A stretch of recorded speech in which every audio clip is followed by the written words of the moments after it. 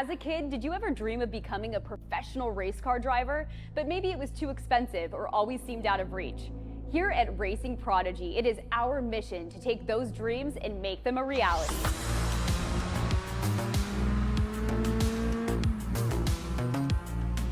You too can be just like Jeff Gordon, Lewis Hamilton, Max Verstappen, some of the greatest drivers ever, and be a part of a world where real-life racing and motorsport opportunities are available to everyone. That world is now here. Here at Racing Prodigy, we provide real-world racing opportunities to those with grit and skill who may otherwise never be discovered. Thanks to esports competition, a new insight has been found. The skill set of virtual racing transfers to real race cars and tracks. Gamers and sim racers have proven that they can race real race cars against the professionals and win. It's now time for the world's first E2 Real Sports League, taking esports competitors to real-life racing competitions. Prodigy Racing League is here to offer aspiring real-world race car drivers the opportunity to compete across multiple gaming platforms to earn titles and coveted Prodigy passes. These golden tickets of motorsports allow you access to trips that are fully paid for you to train, learn, and even compete at Prodigy Week, our real-world racing academy held at Atlanta Motorsports Park in November. It is our goal and vision to draft the first class of racers from those who compete at Prodigy Week to fill the grid for our inaugural series to debut in 2024. We can only achieve our vision together, so join us today to test your skills, earn your spot at Prodigy Week, and enjoy the thrill of racing. Racing Prodigy, where dreams become a reality.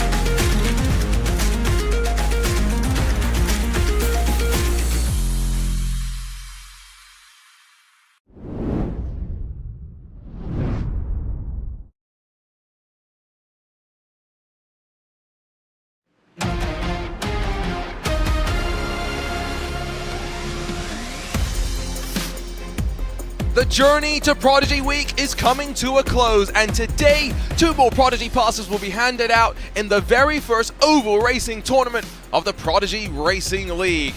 Hello everyone, welcome back to RaceSpot TV and to Racing Prodigy's YouTube channel, where we're delighted to welcome you in towards what we expect to be chaos. The first Prodigy Racing League iRacing Chevrolet Silverado Cup at Charlotte Motor Speedway. My name is Arjuna Kankipati, as ever joined alongside by Joey Tebben. And Joey, we're only a couple of weeks away from sending 12 sim racers to the Atlanta Motorsports Park to go out and experience the thrill of real racing. Today, 2 of the final opportunities to punch tickets to Prodigy Week. And this is going to be an interesting final test because it is the first oval racing tournament here in the Prodigy Racing League. And some people at home might think, why would there be an oval racing tournament for Prodigy Week, which will be in radical single-make sports cars at the road course at Atlanta Motorsports Park? How is that really relevant? Well, oval racing has some of the same skill set. You do have to worry about tire saving, especially in a 20-minute or 30-minute timed race that we're going to see over the next 2 days. You have to worry about many similar things as you do on a road course, and how many times have we seen very successful oval racers develop themselves into very successful road racers? Name Chase Elliott, for example. Started on the ovals, raced ovals for his entire life, quickly became one of the best in road course racing in NASCAR competitions. That's just one example of somebody who can jump on that pipeline, which is another step on that E2 real pipeline, jumping from ovals to the road courses. And maybe more topically, number of oval sim racers have become top-level road racers as well in the sim world, so there is so much that carries over. The format, once again, time attack qualifiers open to everyone. The distinction is, for the very first time, we split the world into two. We recognize that, unfortunately, drivers outside of the US maybe don't have the same appetite for truck racing as they do in the US. So 24 of the Eastern drivers progress directly to a 30-minute timed final. The top 72 from the Western region, which is mostly the US and that time zone, have progressed to 3 semi-finals, where the top 8 from each of those races coming up later will advance to tonight's finals. That's live at 5 p.m. Eastern, 2 p.m. Pacific. The prizes, boy, is this stacked. And the craziest thing, Joey, is this is per region. The winner gets a Prodigy Pass, but also a SimLab X1 Pro Sim Racing cockpit and the XP1 load cell pedal. Second place might not be going to the Atlanta Motorsports Park directly from this competition. They may still have their opportunity to do so, but they also grab a direct drive wheelbase and a quick release adapter kit courtesy of Acetec, while third place gets the Grid Engineering Porsche 911 GT3 Cup direct drive, dashboard display unit. Great prizes for our competitors to be able to upgrade their sim racing rigs.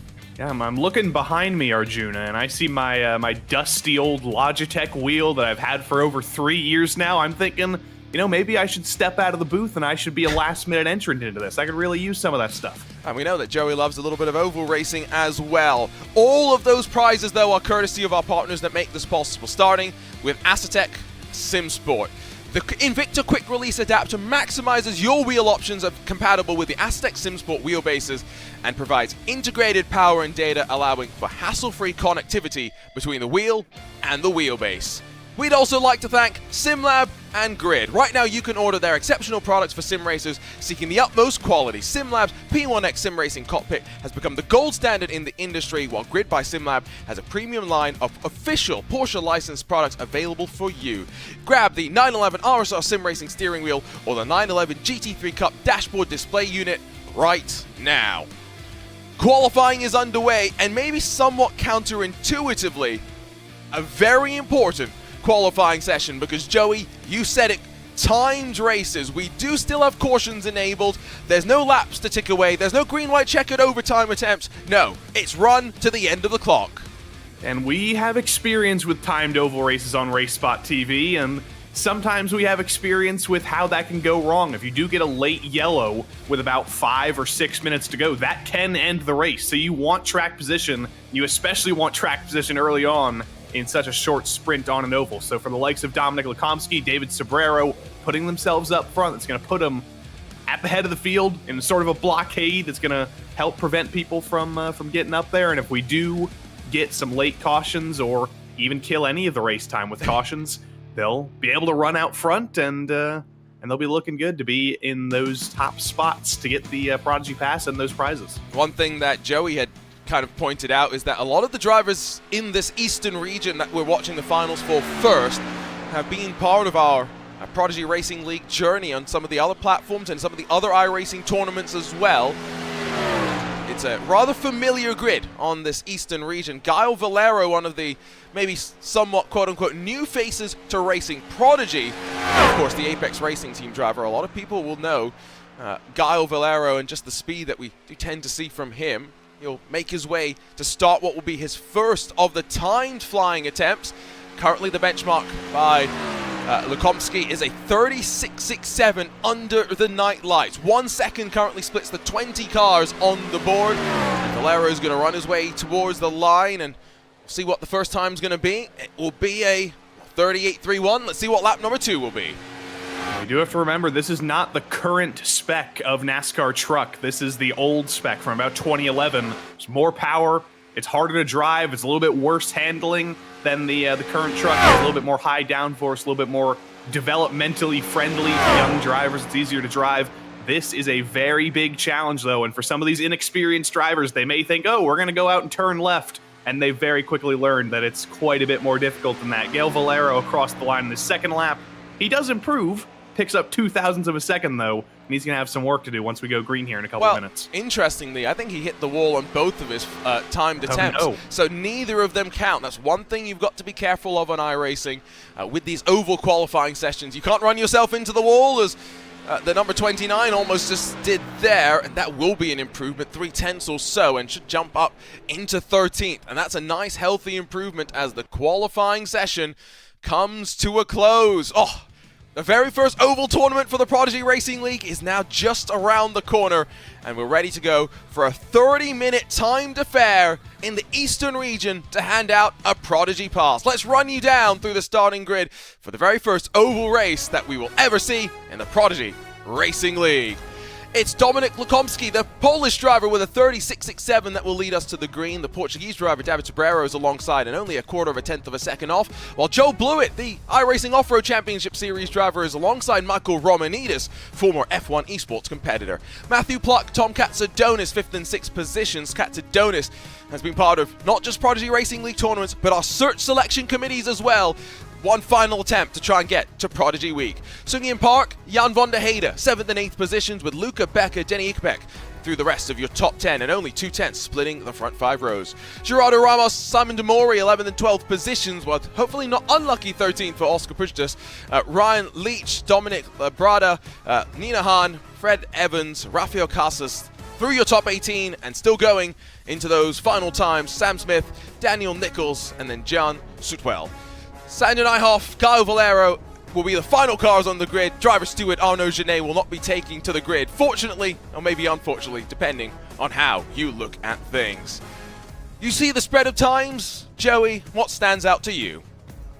Well, Michael Romanidis being in 4th was kind of a surprise. I did check up on everybody's oval statistics because there are a lot of road course focused drivers, but Michael Romanidis, to his credit, has 6,500 oval I rating on iRacing. That's a pretty high number, so I'd expect him to be looking forward and maybe a favorite to win this race. I look 4 spots behind him as well at Jan van der Heide, a driver who's come very close to winning a Prodigy Pass in multiple events so far. You know how much oval I rating he has?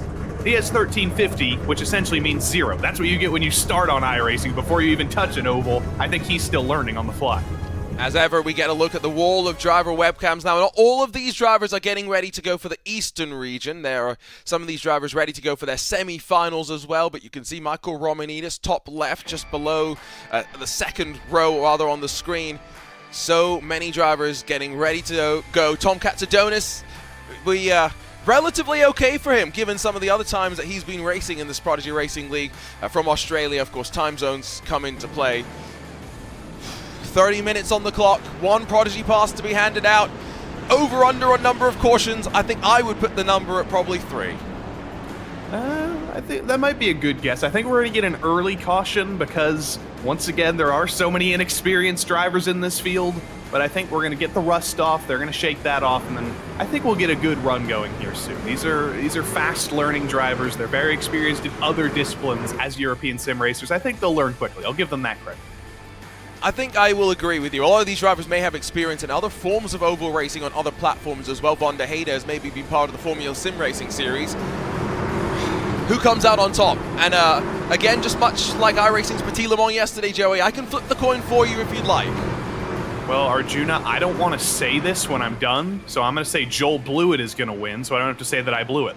Nice. You at least managed to sneak one pun in. Well, the Eastern region's ready to go. 24 of the fastest drivers in these trucks. 1 Prodigy Pass. And the green flag in hand for Barney the Flagman to get the Prodigy Racing League iRacing Chevrolet Silverado Cup underway at the Charlotte Motor Speedway.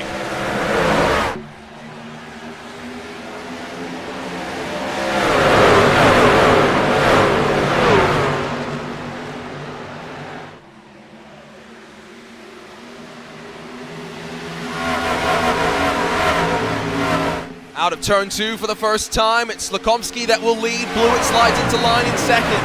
Some of these drivers have eNASCAR Road to Pro experience. Like Joey mentioned, some of them have never turned a lap competitively in iRacing oval competitions. But the end of the opening lap sees the field somewhat splintered up. It's Blewett going on the offense. A couple drivers a little bit high off of turn 4, but other than that, my prediction of a lap 1 yellow was totally wrong. We're starting to settle into a rhythm already. You see David Sobrero in the 59, that black truck, trying to run a higher line compared to Joel Blewett, trying to look for a way around.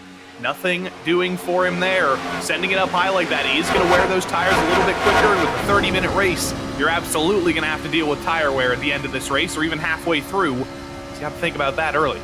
We will have plenty of time to work through driver onboard cameras today. Here's Sobrero just trying to put some clean air onto the nose of the car. It's going to be one of the important things that we talk about, finding ways to make sure that you are as comfortable as possible. We'll see if we see separation as well, because 30 minutes may not sound like a lot on an oval, but it's putting a lot of load on the tires, and you're going to have to make sure that you're managing the run, especially if we do go for a long green flag stretch. These drivers will be considering the fact that the tires underneath them will start to go away already, though. 3 cars maybe at the front starting to stretch their legs. 30 minutes doesn't sound like a lot of racing, but when we think about the fact that we have 30-second lap times, that's 60 laps of a run, which is pretty long. And if you're going to test yourself to win one of those Prodigy passes, you're going to have to think about tire saving. You're going to have to think about some of the same skill set you're going to use in road course racing. And tire saving and conserving your equipment is one of the biggest things you can do. Tom Katsadonis right now in P7. I believe he's lost 1 spot since the start of the race, but he's definitely a driver who looks to be in the zone, saving, just running his own race, and we might see him burst forward with some saved tires a little bit later. Yeah, but you can see in front of him, Sunyan Park is starting to go on the offense, try and get past Matthew Fluck, and Luca Becker's had enough of waiting behind Katsadonis. Maybe just minding the tires, as we think is going to be important, but all of these drivers will have different impressions for how this race is going to play out, for how they want to be aggressive. We should note as well, it is the Eastern region, which means drivers not in America, which is good because it's 6 a.m. on the West Coast, 9 a.m. on the East Coast. We've given some of our drivers for the Western region that will be coming up in just about an hour's time, Joey. A bit more time to sleep in and get ready for what's bound to be some hectic semi-final action. Yeah, they're sim racers, Arjuna. You know they love their sleep. You know, 1 p.m. is an early wake-up time for most of them. But the Eastern region, it's based on Iceland. We essentially turned Iceland into the prime meridian of the world. Everybody west of Iceland, aka the United States and South America, they're going to be in the Western region. Everybody to the other side, they're going to be in the Eastern region. And it's not just Europe. We do have Sunyan Park representing South Korea, so it's good to see that. I could not tell you what time it is in South Korea right now, but I imagine it's not a very savory time to be awake right now. No, it probably is not. One thing that you will also, I guess, see is the fact that across of the drivers, not just a spread of regions, but a spread of racing equipment as well. Look at the leader, Lukomsky, that has triple screen setups. Looks quite comfortable right now, as it is indeed a 3-car train that is pulling away from Michael Romanidis. The mid-pack continues to get more and more hectic. Katsadonis is sliding back. Is this a call on strategy? Just try and save some tires. I thought it was originally, but right now it honestly just looks like he's getting shuffled out. One driver got to the bottom of him. I think it was Oscar Pujadas a little while ago. And since then, he's just been stuck on the top. Mina Han got by. Bailar Labarba got by. Domenico Labarba. Ryan Leach got by. And he's just trying to slot back in line here. You don't want to fall too far back because there's so much you can do in terms of tire saving. But if you're in 18th place, having better tires than the rest of the field isn't going to get you far enough forward to win a Prodigy Pass or any of those prizes. You gotta balance it a little bit. We've already, of course, given away 7 of our Prodigy passes, the most recent of which came through the Prodigy Selections show. Ryan Leach got the rear end stepping out on him, was able to bring it back into line, but it's all checked up, this little pack. Nina Hahn under pressure once more. They are 5 seconds adrift of the race leader. We are 9 laps into this race, not even 5 minutes. And already, Joey, are seeing a bit of separation. If we continue like this, lap traffic is going to be a factor. Definitely will be. It's about 7 seconds between first and 23rd right now. It's a 30-second lap. I'm no mathematician, but multiply what we've done right now by 4, and we're going to see lap traffic in probably about 12 minutes time or so. So Dominic Lekomsky, he's been able to look forward all race long, probably isn't even looking in the rearview mirror at Joel Blewett. He might have to start doing that right now, though. Joel is moving forward slowly. He's slowly just inching those thousandths of a second away, getting as close to the rear bumper of Dominic Lekomsky as possible. And if he can just get that little bit closer, maybe get him out of the groove a little bit, that could be his ticket to the lead of the race. And I'm not going to be able to analyze anything for the next couple minutes, Arjuna, because I'm distracted once again by a guitar in the background. Yeah, Joel Blewett. Well, you say guitar, I say bass. Got to make sure that you keep the 4-string bass players separated from the 6-string guitar players, because of course 6 strings is better than 4. However, Joel Blewett has won 3 races in the iRacing Off-Road Championship Series, was a rookie heading into 2023 and took the fight to the likes of Connor Barry, to Keaton Swain, the series veterans, and if not for an unfortunate suspension, could still have been very much in contention to win the championship going into the final round. But as mentioned earlier, is also on the eNASCAR Road to Pro ladder as well. We talked about iRatings in the field. Joel Blewett, the highest of them all, 8,004 iRating. He's going up against Lekomsky with 7,007. Very experienced, the two of them. And in contrast, David Sobrero hits the wall. Yesterday, he was running in the second split of the iRacing Petit Le Mans.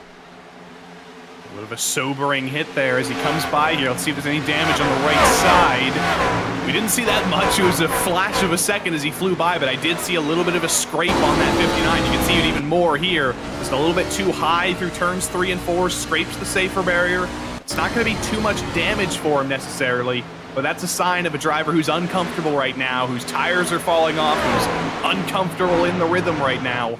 And once you make one mistake like that, it's very hard to get out of that endless cycle, as you are almost entirely turning at Charlotte. You get a short break on the back straight, and that's about it. And because you're putting so much load through the tires, they're always heating up, right? That's the worst part about it. And when you slide up the track, it is always a consequence of putting too much energy through the contact patches underneath you. On board with Sunyoon Park, the Korean. If you're wondering what time it was in Korea, Joey, Google's my friend, because I have no idea. But it is apparently 10:20. That's not that bad.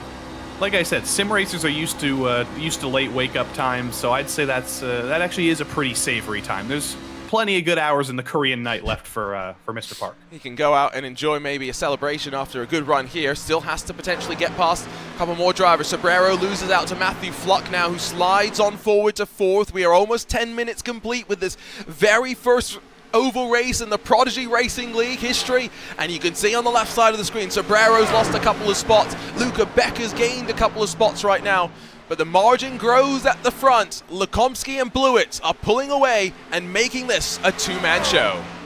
And the dynamic duo up front. You mentioned Joel Blewett has an absolute ton of oval experience. Dominic Lekomsky, very much the opposite. Started sim racing in 2014, so he has about 10 years of sim racing experience. But he said he pretty much only races. He used to only race road courses. Now he does race ovals more often. Now he does have more experience, but definitely a little bit less than Joel Blewett, I think, and he's putting the fight to him.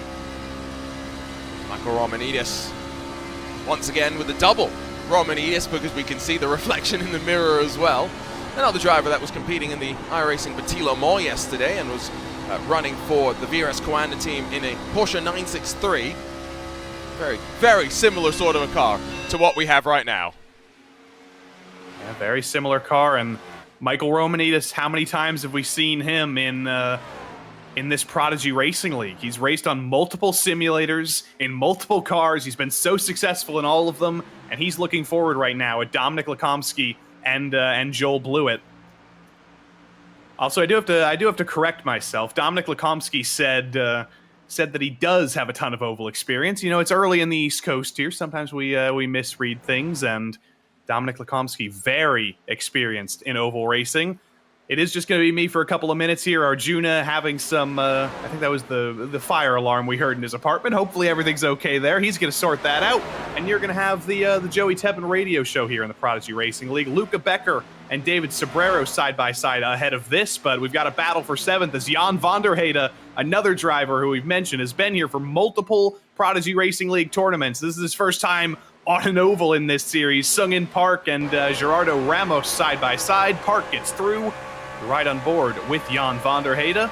Interestingly, has the lights off. You see that as a difference in mentality with some sim racers. Some keep the lights on, some keep the lights off. It is a night race at Charlotte, though, so Jan van der Heyde going for a little bit of realism as he drives away from the battle for 8th.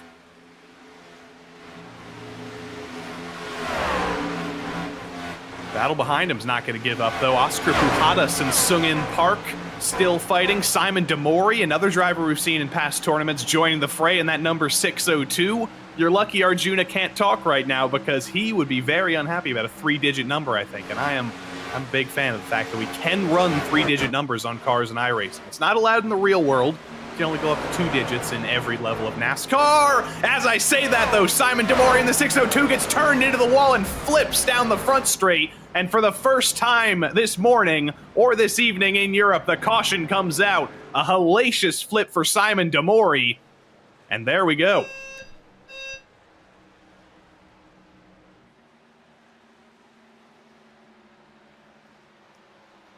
Caution comes out in the speedway for the first time, and Joel Blewett and Dominic Lekomsky bring it down. And we have to think about strategy now. It's only a 30-minute race, and this caution has come out at a very interesting moment. It's halfway through in the race, so do we see people come in and pit for tires? Do we see people stay out on a strategy move and maybe hope for another caution to keep them at the head of the field? Every driver's got to think about that, but for now, here's what happened to Simon Demori.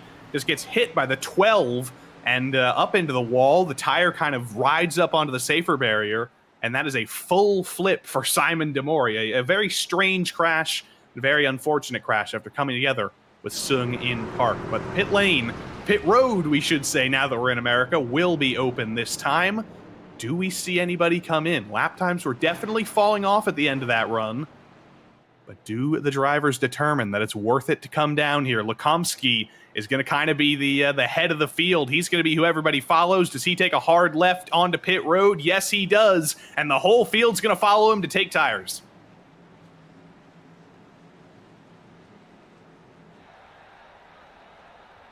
Have to imagine that everybody's going to take 4 tires here, but we could see some risk takers maybe. Could a 2-tire call be the way to go? Get yourself track position at the head of the field and try and hang on. We always say cautions breed caution, so could this be the final caution? It is potentially unlikely. If we see some of those strategy calls, Lekomsky brings the rest of the field into their pit stalls. Looks like everybody's going up on the jacks to take 2 tires.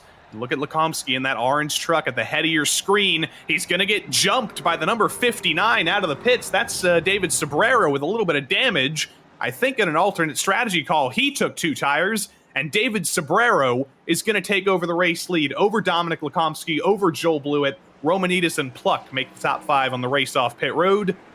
But an interesting strategy call for David Sobrero. Is it going to pay off for him for 16 more minutes on 2 tires? Well, I think I'm back and able to talk without blasting everyone's ears. Oh, Sobrero is now going to potentially be blasting down the walls. Already has run himself those right sides into the wall once. 2 tires there. Got to say, Joey, it's a bold call. It is a bold call, and I don't necessarily think it's going to pay off. I think this is a big risk, and I think what David Sobrero is trying to do is he's essentially saying, I hope we get cautions to the end of the race. I hope repacking the field up gets everybody more aggressive, gets them to hit each other again, gets them to bring out a caution again, because you see that truck is not healthy. There is damage to the right side of that truck, and there's only 2 tires on that truck. He's going to get past very quickly when we restart here. He's taking a risk. He's taken some hope that we run under caution for a large majority of the rest of the race. Well, the thing is that we know cautions breed cautions, and so that's, of course, the gamble that Sobrero is probably hoping will go in his direction behind Lekomsky, Blewett, Romanidis, and Fluck, the rest of the top 5. No real changes there. But as a result of Simon Demori's incident, he's lost a bit of bodywork, and they've had to get the hammer out, and indeed will continue to hammer on that car. But crucially, this is what oval racing is about. Joey, Demori's still on the lead lap. He is still on the lead lap. I don't know if he has any hope to get back up into the top 3. That truck looks very damaged, and it's going to be very down on power, but you've got to stick it out. You've got to stay out there, because you don't know what could happen. We could see multiple more drivers involved in accidents. he might not be able to advance into the top 3 and win any of those prizes, but every spot moved forward shows him off to the Prodigy selection committee, maybe shows them that he's a hardy driver who never gives up, and if he can drive forward with a damaged truck, anything's possible. It puts him in consideration. Here's Matthew Fluck, who's getting ready to file in 2x2 as we wind back toward the line. And yeah, that Prodigy search selection is something as well. We talk about winning your way into Prodigy Week, winning one of these events, but the top 500 in each of the time attack qualifiers also get the opportunity to submit a video application to the Prodigy Search Committee, which consists of a sim racing influencer and a real-world driver that understands both what a sim racer needs and a real-world driver is going to need to succeed.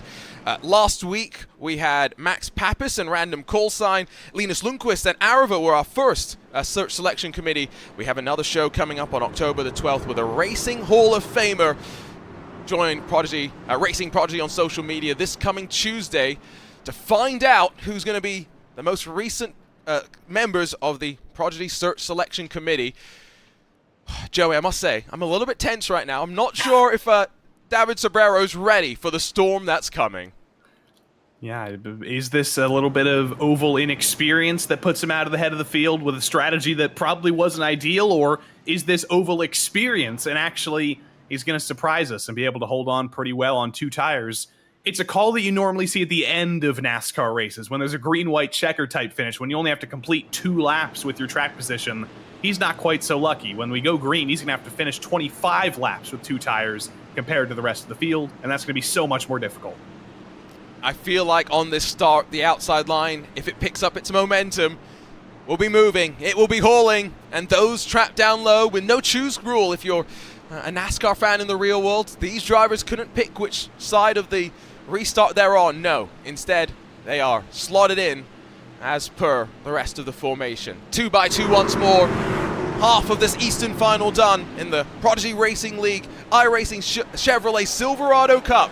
Back underway at the Charlotte Motor Speedway, and it's a much longer hold for the field. 3 wide in the midst of the pack, but it's up front where David Sobrero's 2-tire call sees the outside, and Lukomski go back to the lead. We don't even have to see the entirety of the corner to see the Dominic Lukomski on those 4 tires. He's already clear of David Sobrero. He's going to be able to move down to the bottom in turn 3, and Lukomski is clear into the lead. Sobrero now getting swallowed up by Joel Blewett. You see Michael Romanides in the 53 up on the top. He's actually in a really good spot here because the 51 of Matthew Pluck is getting held up by David Sobrero on the bottom. That's 1 extra spot for Romanides. He's going to be clear in a matter of moments up into 3rd. Oh, and you can see Luca Becker really pinches Matthew Fluck, doesn't allow the 51 the room to slide on up, and the caution flies second time. Cautions breed cautions, and I think Nina Hahn, Gerardo Ramos get tangled up, as do a couple more. And that is kind of the big one at the back of the field. I think David Sobrero is going to be wishing, why couldn't that happen 2 laps ago? I could have kept my track position. But that's a lot of damaged trucks.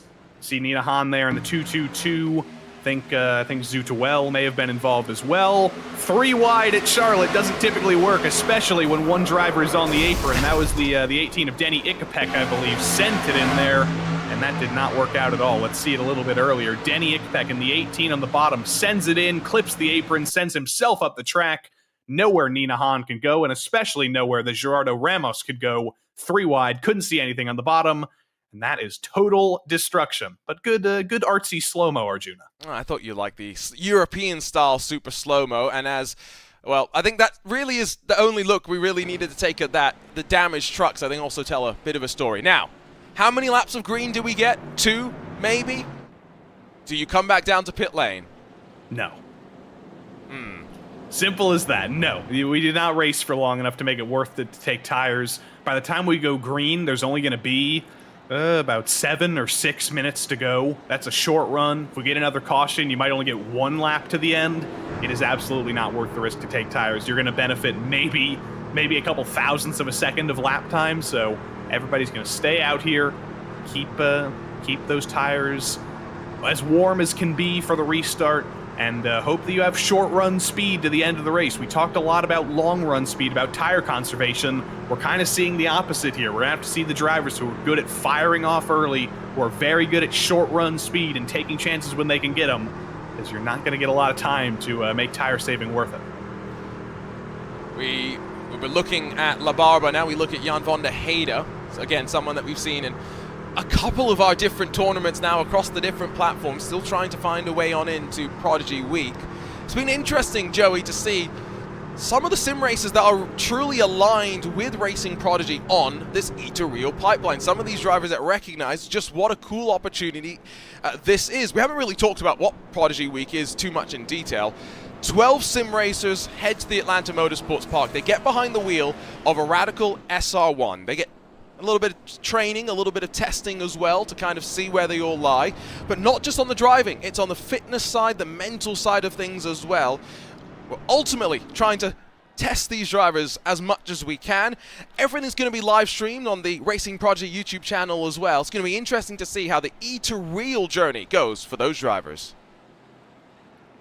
And whoever wins this event may actually have an upper hand, because we're talking about the Prodigy Week, which will take place at Atlanta Motorsports Park.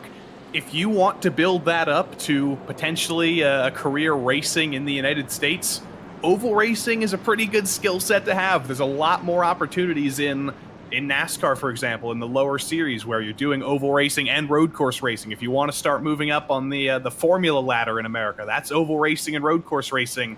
It's important to have a dual skill set, and it'll make you far more attractive to team owners if you do have two different skill sets that you can operate out of. And again, I think you said it well, that understanding how to control a car on an oval does kind of help you quite nicely when it comes to being able to control the car on the road courses as well. Understand the way the car pitches around and everything like that. Don't forget, I just mentioned it, all of the action from Prodigy Week going to be live streamed on the Racing Prodigy YouTube channel. Make sure you're subscribed and following along as we inch closer and closer towards what is going to be a very, very exciting few days. October 30th is, well, days until October 30th. One of the great things that Google has done is you can just type that in and it'll tell you 22 days from now, Joey. The day before Halloween, too. So how about that? A little bit spooky. We need to dress our drivers up and get them to do something. It's part of the test. I'm gonna have to think about costumes now. There's all sorts of opportunities. There's I mean, the first winner of the Prodigy Pass, Gustavo Ariel. You know what his costume's gonna be? He's got to be a mermaid. No, I think Gustavo Ariel's might actually dress up as me. He sent me a photo of him watching iRacing Petit Le Mans yesterday from over in Europe, where he's competing with Furia, Brazilian esports team, as part of ESLR1. So hope Gustavo's watching along, the very first winner of a Prodigy Pass, and getting ready to fly on over to the Atlanta Motorsports Park. We are 2x2 once more, getting ready to go. It's going to be Lukomsky and Blewett back on the front row, the two that pulled away in the first 15-minute dash. But now, Joey, with just 6 minutes left on the clock, and being realistic, maybe one more chance at a restart after this. Yeah, the one thing that Joel Blewett really needs to prove here is he needs to prove his short run speed. And that long run we had to begin the race for about 15 minutes, he was riding behind Lukomsky the whole time, maybe saving some tire, maybe just totally equal on speed on Lukomsky. But right now he needs to find the speed to be able to blast off on this restart, maybe steal the outside away from Lukomsky and squeeze him down to the bottom. He needs to find some way to get by. So he's not going to have very long to do it, and tire saving is not going to do anything with a 10-12 lap run that's about to come up here. And this is a bit of a preview again for the semifinals and the finals coming up for the Western region. These caution periods will play a part. How the drivers manage them, how they attack on the other side. 24 minutes down. It's 6 minutes left to go. Pace car off and away, maybe for the final time in this Eastern region. Fielding control of Lukomsky. Heading to the line, green flag back in the air, and Lukomsky clears Blewett on the run in towards turn number 1. It's again 3 wide inside of your top 10, but single file for the top 5 they go into turn number 1. Very clean start. Nobody sending it 3 wide until you get to about 7th. They are 3 wide off of turn 2, but that's going to be resolved before they get to the back straight. That was a beautiful restart for Dominic Lukomsky, and that was exactly what he needed to do. Put about 3/10 between him and Joel Blewett. He can ride in line right now and hope that Blewett can't use the draft to his advantage. Blewett's closing, though, and he is definitely going to get aggressive if he gets to Lukomsky. This is where I'm a little bit worried right now. It's not a fight at the front, but if these drivers start to trip over one another, could there be another caution period sliding up the track? Sander Nyhoff gets around the outside of Oscar Pradas, but now running down the back straightaway, momentum given to LaBarbera, to Katsadonis as well. 4.5 minutes means maybe another 10 or so laps to go, Joey. Sander Nyhoff is doing an incredible job here. He's about to get by David Sobrero, who, remember, is still only on 2 tires for P6. That's 16 spots up for Sander Nyhoff. Imagine where he could be if he actually got the chance to qualify. I think he hit the wall or spun on both of his qualifying laps, but ever since we've got to the race, he has been flying forward, and the top 5 is very possible with Matthew Pluck up ahead. And it goes to show that 30 minutes sounds like a lot, but in an oval, you don't have time to work on forward. Nyhoff has gained 16 positions so far, but is running out of time, and more importantly, running out of laps. Has gotten now in front of Sobrero, gotten in front of the 2 tires. 6/10 the gap to close to the top 5, but up towards the front. Lekomsky, Blewett running as they were for the first 15 minutes and pulling away from those behind. Blewett gets high off of turn 2, though. He was within 0.2, but ran a little bit too low too early, washed up the track, and lost a little bit more ground. It does feel a little bit like a road course race at the end of one of these races. Because this old-style NASCAR truck is so high-powered, it's not pack racing like in the current truck series on the 1.5-mile tracks. You do have to do a little bit more of an arc through the corner. In turn 1, you're thinking about a late apex. You're thinking about arcing the car down to the bottom of the corner to get the best run onto the back straight. Joel Blewett did a much better job that time, and he is that much closer. He needs to get even closer, though, to have any chance of getting by Lekomsky. I did see a 3-wide moment back in the mid-pack. 3 minutes to run. These drivers are just hoping that they are allowed the opportunity to see the green, the checkered flag with the green rather than a yellow next to it. Katsadonis and Sam Smith. That's 11th and 12th positions. Katsadonis, after being at the very top of the last Prodigy Search Selection Committee, will be hoping that he gets recognition from them once again. 2.5 minutes to go, and here comes the charge from Blewett as a car spins down to the inside. Yellow flag's not out just yet. We're still green, but that comes to a close. I didn't think there was going to be a caution there. Ryan Leach was down in the apron, but he brought it back up on the track, whether by his own doing or whether it was just the momentum that brought him back up there. That is going to bring out the caution. That's going to be the end of the race. And that's a shame, Arjuna, because Joel Blewett was there. He'd caught Lekomsky. He peeked a nose to the inside into turn 3. Now he doesn't get the second chance. I don't even know if Lekomsky is very much recognized that he's just won a Prodigy Pass. 2 minutes before we'll see the checkered flag, but there should be no chance that we will see the green once more. This race will end under caution, and it shows why, Joey. Heading into the Western region, drivers have got to make sure they're at the front when it counts. That's exactly why I mentioned short run speed. You need to be able to basically go qualifying mode on one of these restarts and make sure you keep track position and get as big of a gap up front as you can, because you never know when the cautions are going to come out. You honestly never know when the race is going to end, because there is the possibility of the race ending under caution. And Lekomsky did exactly the right thing. Crossing the line here. Lights are still on in the pace car, so I don't think we're going to get a one-lap shootout, but you never know with the caution rules on ovals, Arjuna. You're not really meant to have a timed race end under caution, so sometimes it freaks out a little bit and it gives us a surprise. Yeah, I just realized, and I just panicked remembering some of the situations we've been in over the years on the oval timed races side of things, in the Precision Racing League as well, who are helping to support the Prodigy Racing League with race operations. But I do feel as though we will get one more lap after this under safety car conditions, and then officially it will be Dominic Lekomsky, the winner of this Eastern region in the iRacing Chevrolet Silverado Cup. And we saw some good racing here, Joey, but the field that we have queued up for the Western region, not just, of course, some of the eNASCAR Coca-Cola iRacing Series drivers joining us, but some of the top oval talents. I'm very much looking forward to 3 semi-finals, all building that 130-minute dash at the very end. And it's not just the winner that we have to worry about in those semi-finals. It's the top 8 that'll advance to the final a little bit later tonight. So there's going to be a cut line. There's going to be a lot more to talk about in all 3 of those semi-finals. But you do see now that the clock has ticked to 0.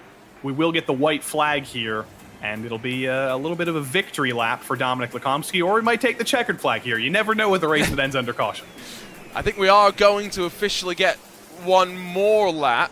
Yes, indeed. So, one more lap for Lukomski to sit and wait. Joe Blewett might feel a little bit hard done by. Romanidis was in the mix as well. Luca Becker, Matthew Pluck, Sander Nyhoff. These are all names, though, that Joey will have very strong cases to make with their submission to the Prodigy Search Selection Committee. Especially Joel Blewett, because when the caution came out, he was in the process of trying to get by Dominic Lukomski. He had a nose to the inside. He was there, and he just didn't get the chance to race it to the finish. He'll be in with a solid chance, and you have to say that Jan van der Heide and Michael Romanidis, 3rd and 10th in this race, maybe didn't have the most spectacular days on the oval, but they have been very spectacular over the entirety of this Prodigy Racing League season. With all the different tournaments they've participated in, they're going to be 2 of the biggest names in consideration for those final 3 spots as well. You can see the reactions from some of the drivers who just find themselves pacing right now, waiting to get back around to see the checkered flag. Yeah, it does maybe feel like a bit of an anticlimax to some to finish under caution rather than to see the checkered flag under green, but ultimately Dominic Lukomski will not care. There's only one thing that mattered: leaving the Charlotte Motor Speedway, leaving the Prodigy Racing League Chevrolet Silverado Cup as a winner of a Prodigy Pass. And I think it's finally setting in. Dominic Lukomski wins the Eastern region of the Prodigy Racing League Chevrolet Silverado Cup and is going to the Atlanta Motorsports Park. He's putting himself in some danger of the internet with that green background. We'll see if some of his friends or teammates maybe green screen some celebration footage behind him, some confetti, because he looks pleased, but he can turn it into a real party with that background. He's putting himself at risk. Just a little bit at risk, I would tend to agree with you there. We'll see what we can have in terms of the fun celebrations on social media. Now the drivers will wrap themselves around. We'll hope to get a bit of a chat with them as well. Maybe not just with Lukomski, but with Blewett too. The first of 4 races coming up this morning. 3 more semifinals still yet to come. Dominic Lukomski, the first winner of a Prodigy Pass in an oval setting. He will take those skills to the Atlanta Motorsports Park in 22 days' time. And it's time to burn it down in Victory Lane. These trucks have a lot more power than the current NASCAR trucks, so it's even more of a game trying to do donuts in this car, Arjuna. This is the real test of driver skill. You know, winning the race was one thing, but if you can do some beautiful donuts, that's worth a Prodigy Pass of its own. I think Joey wants to have a drift tournament to hand out the next Prodigy Pass, yes, please. It sounds like. Let's grab a look at those race results, though. Lukomski from Poland will make the trip over the pond. Half a second clear of Blewett at the line, but ultimately finishing under caution. The margins don't tell us much. VRS Cowandas. Michael Romanidis will be happy with 3rd, and maybe would have been hoping to have closed on in the closing stages and made something happen. Luca Becker, Matthew Fluck, they finished 4th and 5th positions. Becker gained 5 spots, but was overshadowed by Sander Nyhoff. 16 positions gained after starting towards the very back of the field, while Oscar Fajardas, Dominic LaBarbera, David Sobrero, and Jan van der Heide make up the rest of the top 10. 2 tires for Sobrero, the one pit stop that we saw after hitting the wall, not necessarily working out the way that he would have wanted. Katsadonis Smith in front of Gal Valero, who dings himself with a 5-second time penalty before even jumping into the race, while Denny Ikopek, Daniel Nichols, Rafael Casas, Nina Hahn, Ryan Leach, Fred Evans, and Sunyin Park ran out the top 20. Still finishing, Simon Demori, but DNS for Gian Sutuel and Gerardo Ramos. Driver steward Arnaud Genet did not take to the green flag, do not worry. Instead, just marshalling over all the proceedings from up above. It's that time when we can enjoy the opportunity to go and talk to our race winner, to a driver heading towards the Atlanta Motorsports Park. Let's go catch up with, if we can, the one and only Dominic Lukomski. Dominic, talk us through how you're feeling right now going to the Atlanta Motorsports Park in 22 days' time. Oh yeah, it feels great. I still can't believe it, honestly. Yeah, I definitely wasn't expecting to win the whole race. I knew I was fast enough to, compete for the top 3, but to win the whole race is amazing. Talk to us about what you felt with the caution periods as well, because you guys pulled away, you started to build that advantage up, and then suddenly, boom, caution, you're back to square one.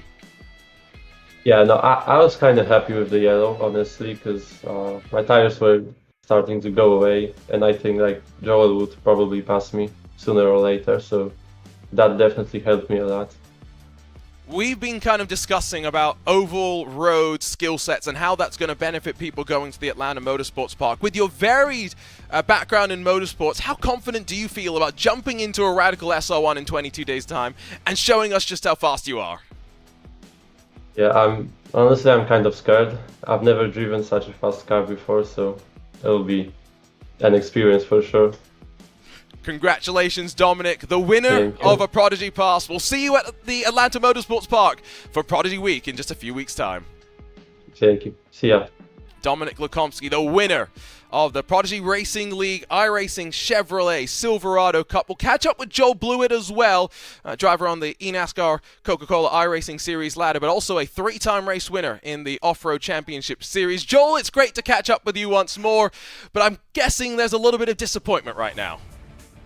Yeah, I felt like I had some better pace throughout the race than Dom, but it was just so hard to even attempt to make a move. I think there wasn't much draft, even though there wasn't much dirty air either, so it was easy to save tyres. There just wasn't much draft to be able to get an opportunity to make a move. I got to ask in terms of the background, eNASCAR Coca-Cola iRacing Series ladder. You work with, Jarrett Liebert and some of these drivers that are capable of building top-level setups, but you're now in a fixed setup competition. What was that like for you? And to jump back into a car with so much horsepower that maybe you haven't competed in for quite a while? I really enjoyed it actually. Like you just said, I've been driving the off-road trucks quite a lot, which is completely different. But I've been wanting to get back into NASCAR for a while, and this has gave me the, motivation to do it. It was a lot of fun, and going back to my roots, kind of. Still have a chance to make it to Prodigy Week with the Prodigy Search Selection Committee. Talk to us about yourself, your background in motorsports for people that haven't watched you. Who is Joel Blewett, and why should you be at Prodigy Week? Well, I first started sim racing back when I was, 3 years old. I played Gran Turismo, I think it was 4 or 5 on the PlayStation 2. And then I've been on iRacing since 6 years old. I started with road course racing, so the GT3s and the prototypes. And then when I made a return back in 2019, I did strictly NASCAR. I did some of the Logitech G challenges and got some good finishes there. And then when I moved into the off-road cars last year, I made it into the Pro Series, the iRacing Pro Series.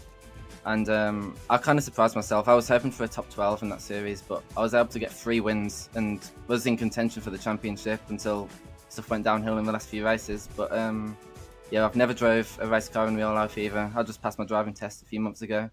But I've always been eager to get on track in real life, whether it's like rental karts or in a real car like the Radical. It would be really cool. It's been a dream. No matter what car I see you in, Joel, you're fast. Congratulations on a great run today. Cautions didn't play out your way. We'll see how the Prodigy Search Selection decides, and hopefully we'll potentially see you in more Prodigy Racing League tournaments in the future. Yeah, thank you.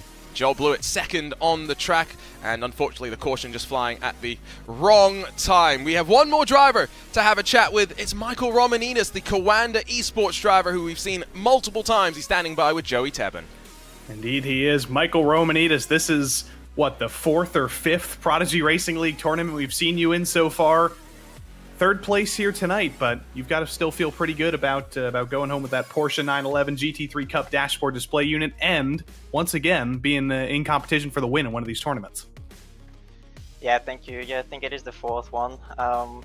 Definitely a little bit less practice and therefore pressure going into this one. So yeah, anything I could pick up was a bonus, and in the end the top 3 I think I'm pretty happy with. Definitely more happy than the P3 that I got in one of the previous tournaments. So yeah, it was a good race. Again, pretty stale, but I think with this format it was quite decent, and in the end pretty happy with it. So congrats to Dominic and Joel as well. Great races from them. And we know you were pretty busy yesterday for about 10 hours with VRS Coanda Esports and iRacing Petit Le Mans, but back here today for more racing. You've obviously been quite adept at racing every type of racing machinery. Why do you think you should be potentially selected for one of those final 3 spots by the Prodigy Search Selection Committee? Not sure. Obviously, everyone is here to win, and yeah, to get that Prodigy pass, of course. Everyone wants to try that race car, but yeah, just taking it tournament by tournament. Yeah, just said yesterday was a busy day, so in this weekend in particular, I wasn't able to focus on this as much as I had to win. But I think Charlotte, this particular oval, is quite nice to me traditionally. I also did an event in the Roval on the Rallycross car, so that was also pretty fun. So, yeah, Charlotte's been pretty fun lately, so I think that helped for sure. I think the oval is fairly simple to get used to, especially on the trucks. Yeah, I think only one opportunity really left for me for season 1 anyway. So yeah, gonna keep my fingers crossed, obviously, because it's not gonna be a race, so it's not gonna be on my hands. But yeah, definitely, of course, I still want to win that pass, and yeah, as with everyone here, would be a big dream. Well, Michael, you've certainly put yourself out there. 4 events, very fast in every single one of them. And Arjuna, he's got to be one of the favorites when the search selection committee starts thinking around who's got the most diverse skill set, who's been fast in every type of machinery. Michael Romanidis can, I think, point to a podium, or at least competition for a podium, in every single tournament he's been in so far. Well, yes and no, but he's been in many of the tournaments. So has Tom Katsadonis, but I think if you go back and look at the records, Tom Katsadonis has got to every single one of the finals that he's competed in. Michael Romanidis can't say that, unfortunately. So I think it's going to be interesting, the final Prodigy Search Selection Committee, what the criteria is, what the judges are looking for. Because again, we've had 2 different sets of judges so far, a 3rd different set coming up on October 12th.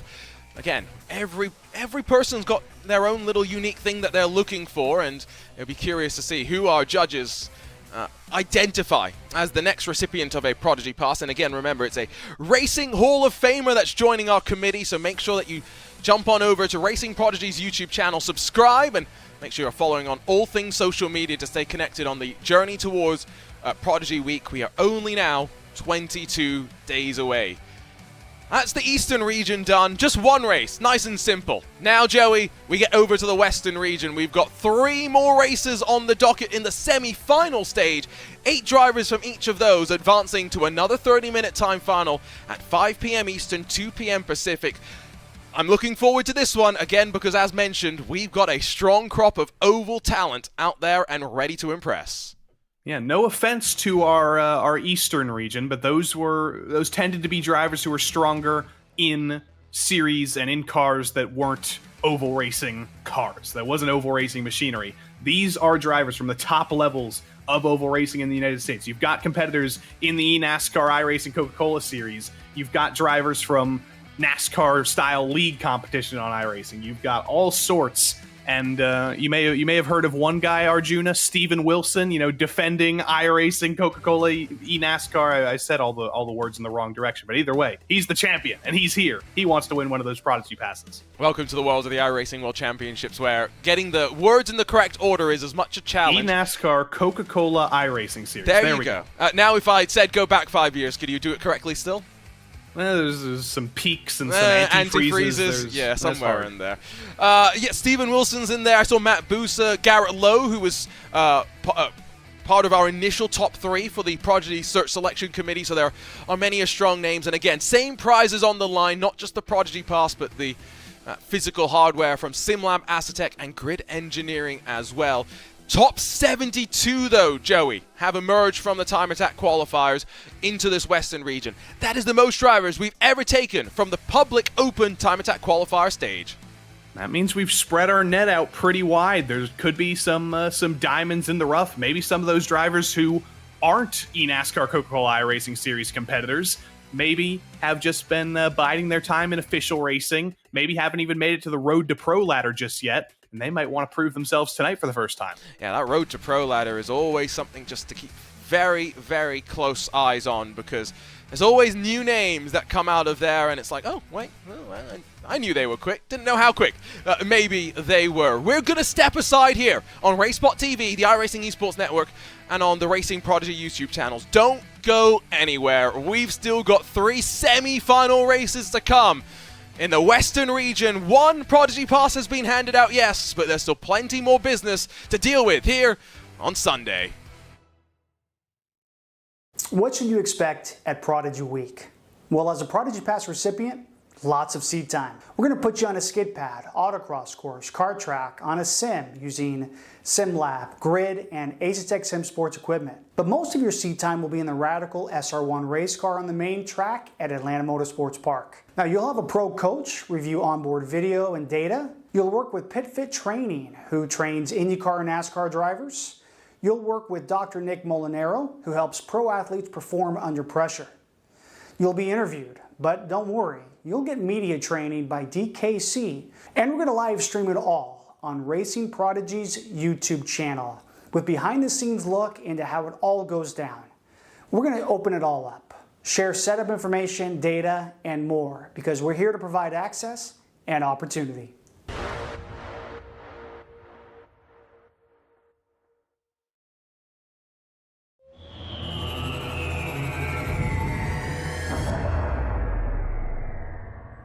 As a kid, did you ever dream of becoming a professional race car driver? But maybe it was too expensive or always seemed out of reach. Here at Racing Prodigy, it is our mission to take those dreams and make them a reality.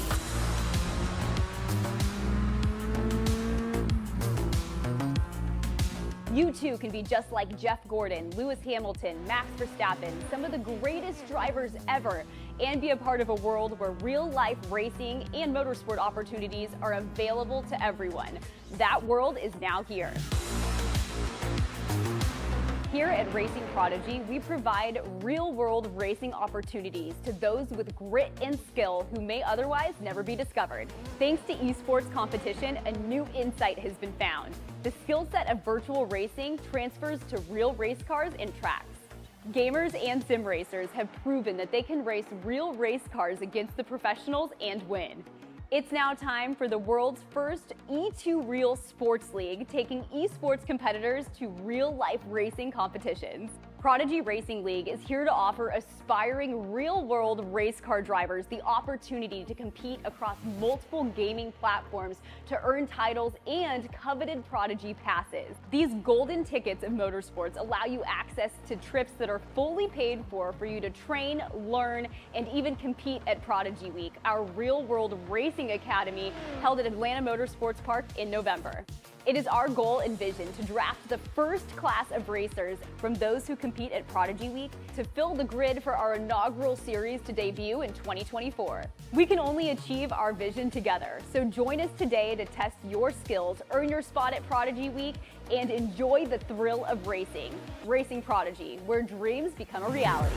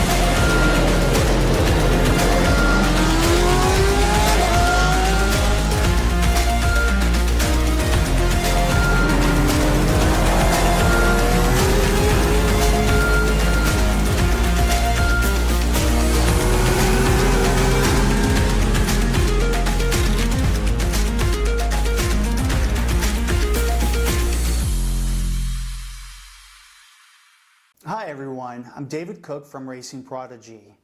We've been asked why we created the Prodigy Racing League, which is the world's first E2Real motorsports league. Someone told me that racing doesn't need another series, but we don't agree.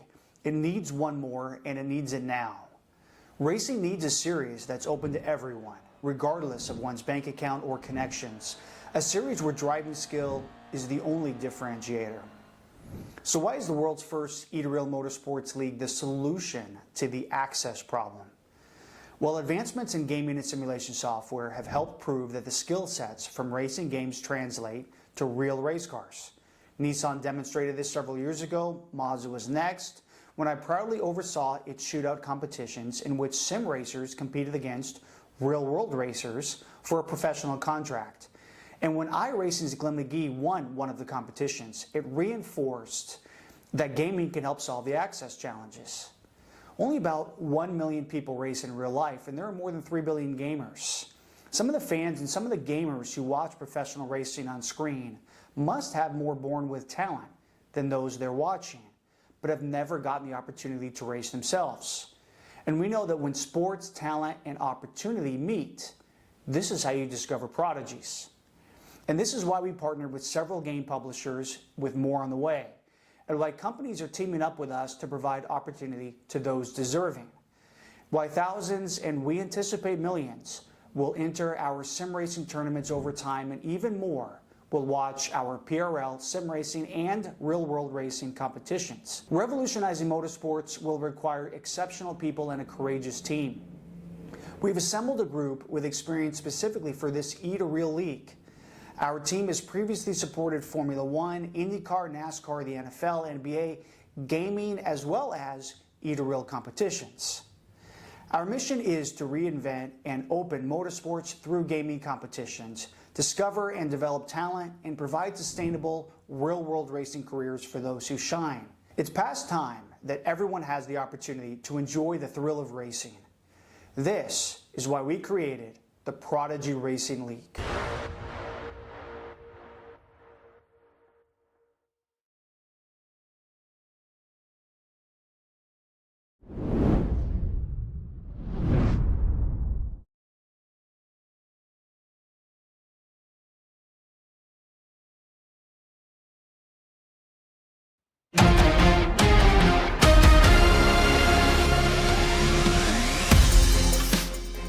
One driver's already punched their way to the Atlanta Motorsports Park today, and it's time to whittle down the field to do it once more. More than 70 drivers have entered the battlegrounds of the Western region in the Prodigy Racing League iRacing Chevrolet Silverado Cup, and 3 semi-finals will set the stage for the final 30-minute dash to hand out the Prodigy Pass. Welcome back to RaceSpot TV, the iRacing Esports Network, and to Racing Prodigy's YouTube channel. Do not forget to subscribe as we get closer to Prodigy Week. Every single moment of the on-track action will be broadcast live on Racing Prodigy's YouTube channel, and it's going to be a lot of fun. Arjuna Kankipati on hand, alongside with Joey Tebben. Joey, a very interesting race now, to set the stage for the Western region, but I think we're really looking forward to this first semi-final to see what's in store with America's best oval racers.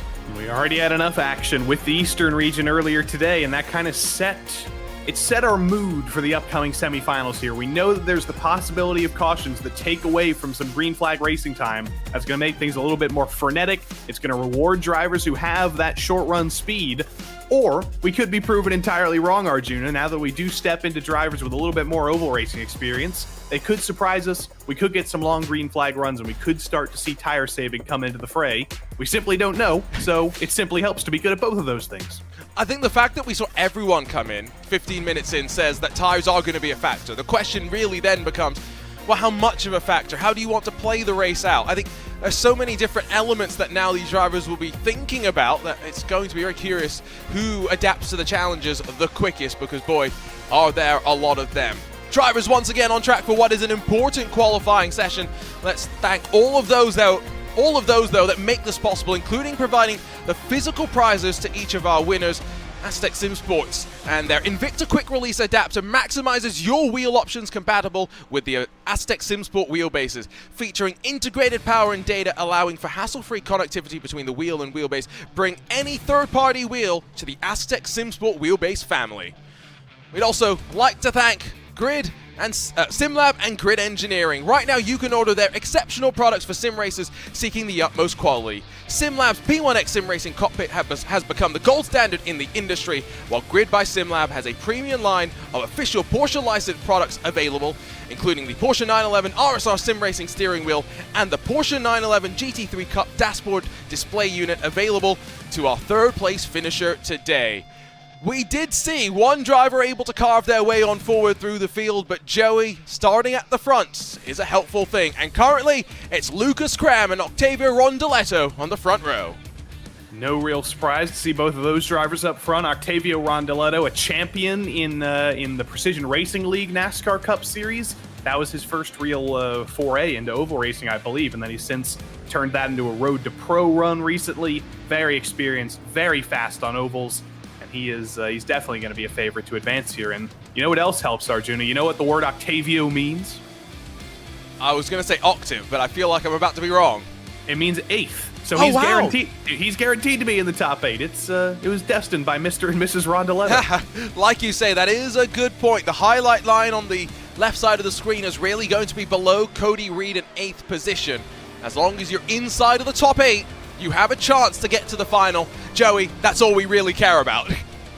That's all we really care about right now. Obviously, you do want to kind of put your name in there and win in your semifinal, kind of put the fear in the eyes of your opponents, but all you do need to worry about is advancing into the final, and then you could start worrying about moving your way forward in the final tonight. Once again, we have a wonderful wall of drivers, which includes some NASCAR body panels behind some of them. Oh, I mean, too many to talk through, and they're going to keep adding to the numbers as well, apparently. Drivers are required to be in the Zoom during their race. 70-plus drivers currently sitting and waiting to go, hoping to be the winner of a Prodigy Pass. Who starts on the front row, though? It's Lucas Cram that gets ready to bring us to the green for the second time today under the night lights at the Charlotte Motor Speedway. Let's run you down through the starting grid and the sea of trucks complete with the beautiful paint schemes. Lucas Cram alongside Octavio Rondeletto split by just 32 thousandths of a second, and not farther back to David Brown and Bryden Lindauer. Nathan Fuller, Jake Cummins share row 3 as we break up the sea of orange in the front 3 rows. 7th goes the way of Ross Banfield in the blue and white. Cody Reed will be alongside on the outside of row number 4. Jared Lovesey, Stephen Johnson, 9th and 10th positions with Jared Taylor, Jamie Stanworth rolling from row number 6. 13th for Douglas Newbiggin. Antoine Brewster will roll alongside on row 7, while Gabriel Cruz, Andrew Schroeder, Matthew Jurek, and then Chris Selkowski are through the top 18. Just 19 trucks getting ready to go, and remember, 8 will advance. It's Cameron Faust almost 1 second off, but we've seen the charge from the back to the front and know that qualifying lap time's not always a representative feeling for what we're going to see. As ever, the drivers get stacked up behind the pace car for a full formation lap. And again, I will just note, every single driver has a unique paint scheme today, Joey. Yes, there's a lot of orange in the field, but it's a great little thing that Racing Prodigy do. Every single driver gets this livery as a reward to making it to the semi-final stage. Yeah, obviously there's the Racing Prodigy colors get repeated, so the orange and the white and the black and the teal, but those are some pretty good colors to have, and I personally am going to have far easier time differentiating these cars than differentiating half the field at iRacing Petit Le Mans last afternoon, because they're not all painted identically like some of the teammates. Some teams still haven't figured out that highlights exist on cars and you can make them slightly different while still having the team identity. We had the mix of I ratings in the last race. We have a mix of I ratings in this race as well, from as high as 7,000 to rookies who once again have maybe not done too many oval races here on iRacing before. That's the beauty of the Prodigy Racing League, Joey. Everyone wants to be a part of this E2 Real pipeline. And everyone can get the chance, whether you are an oval rookie, whether you are a world champion oval competitor. If you're fast enough to make that top 72 and get a chance in one of these semifinals, you will get to fight with anybody else all the same. This could be the first step on the pipeline of anybody's sim racing career, and it'll get you on the map if you can make it into that top 8 and make it to the final. Remember, just getting into the top 8, the task in the semi-final. Finishing position, relatively unimportant. Making your way into the big show, much like the NASCAR Cup Series and the championship playoff system. is the motivating factor right now. It's not 30 minutes on the clock for these semi-finals, it's 20 minutes. Short time, you've really got to get a move on. Green flag out once again, this time in the Eastern region for the PRL iRacing Chevrolet Silverado Cup.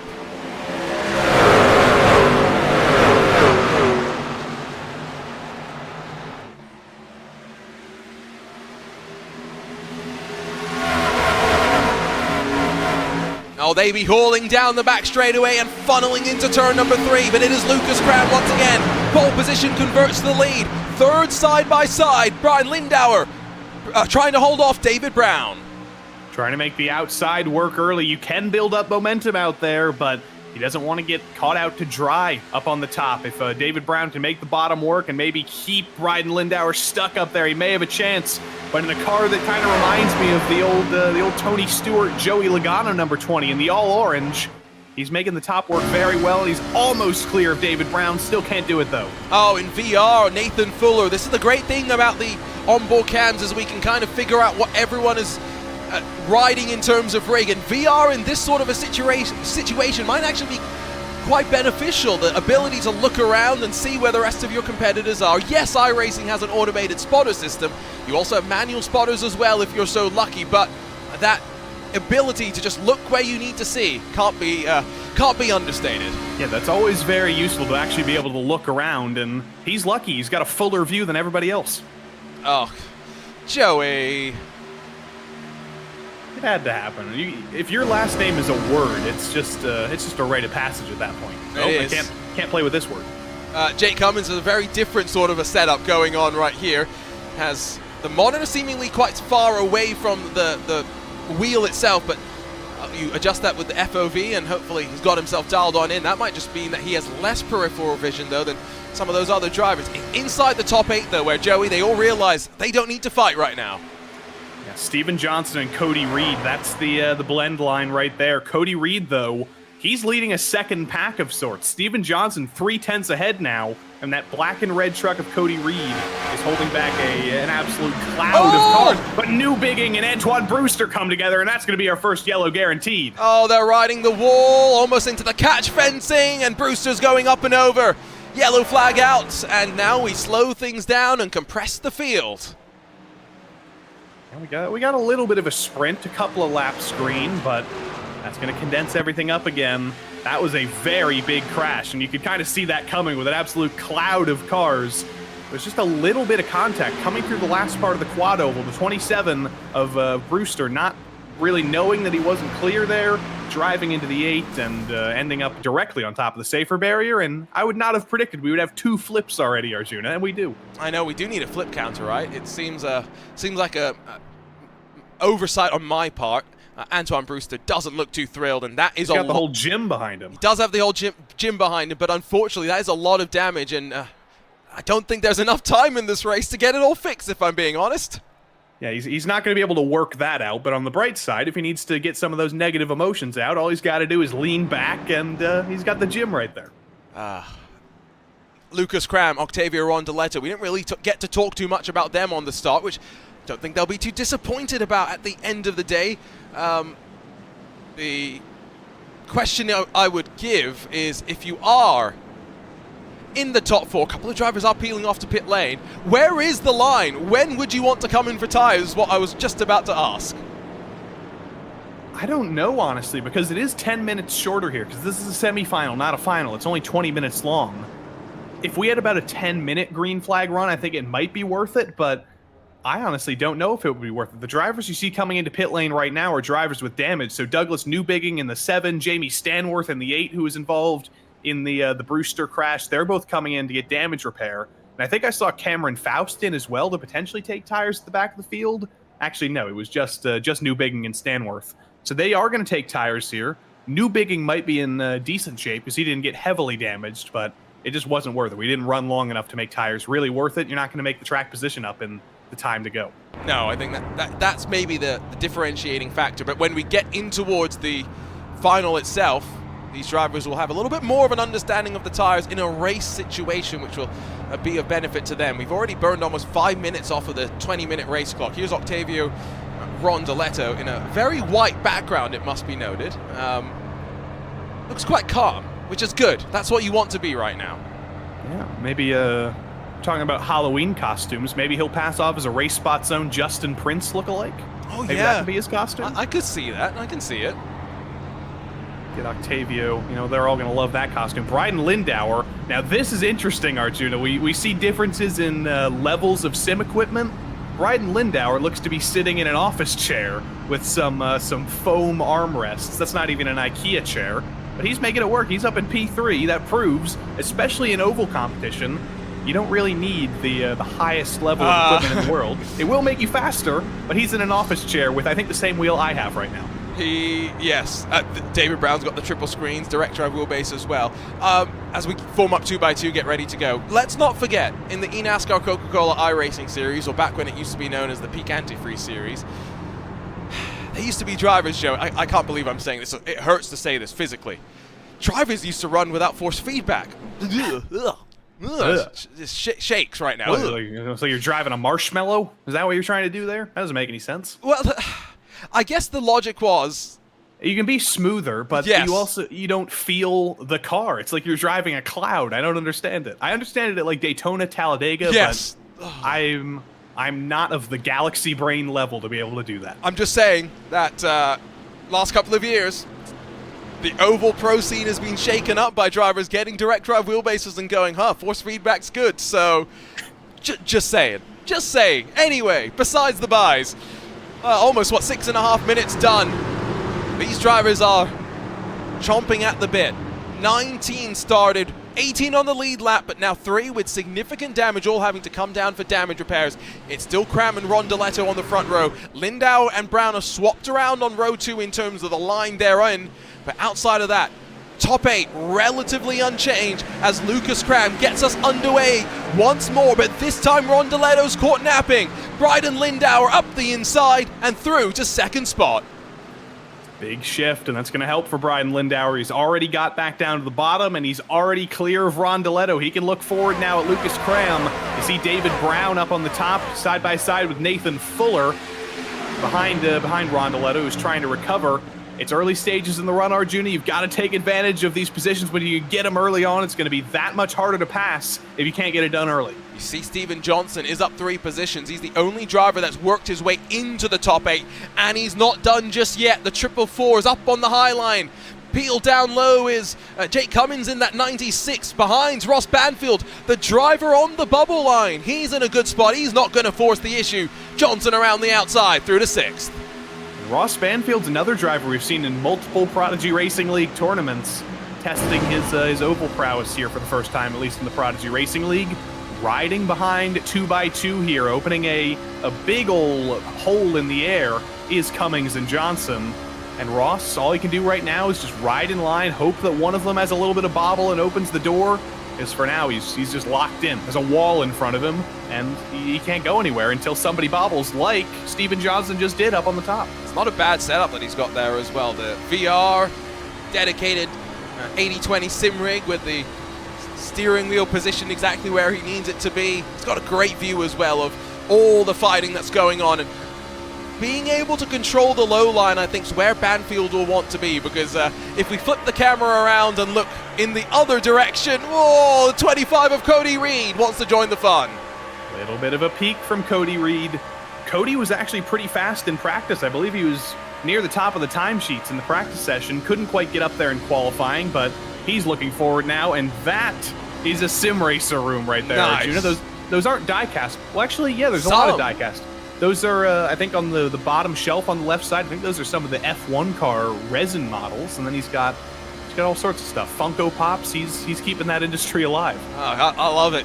People have seen my background. You know I love being able to investigate what drivers have behind the scenes, and Detective Kankipati and Tebben are on the case, as it would seem, once again, not for the first time this week. Up towards the front, Bryden Lindauer, I will just note, losing track of Lucas Cram.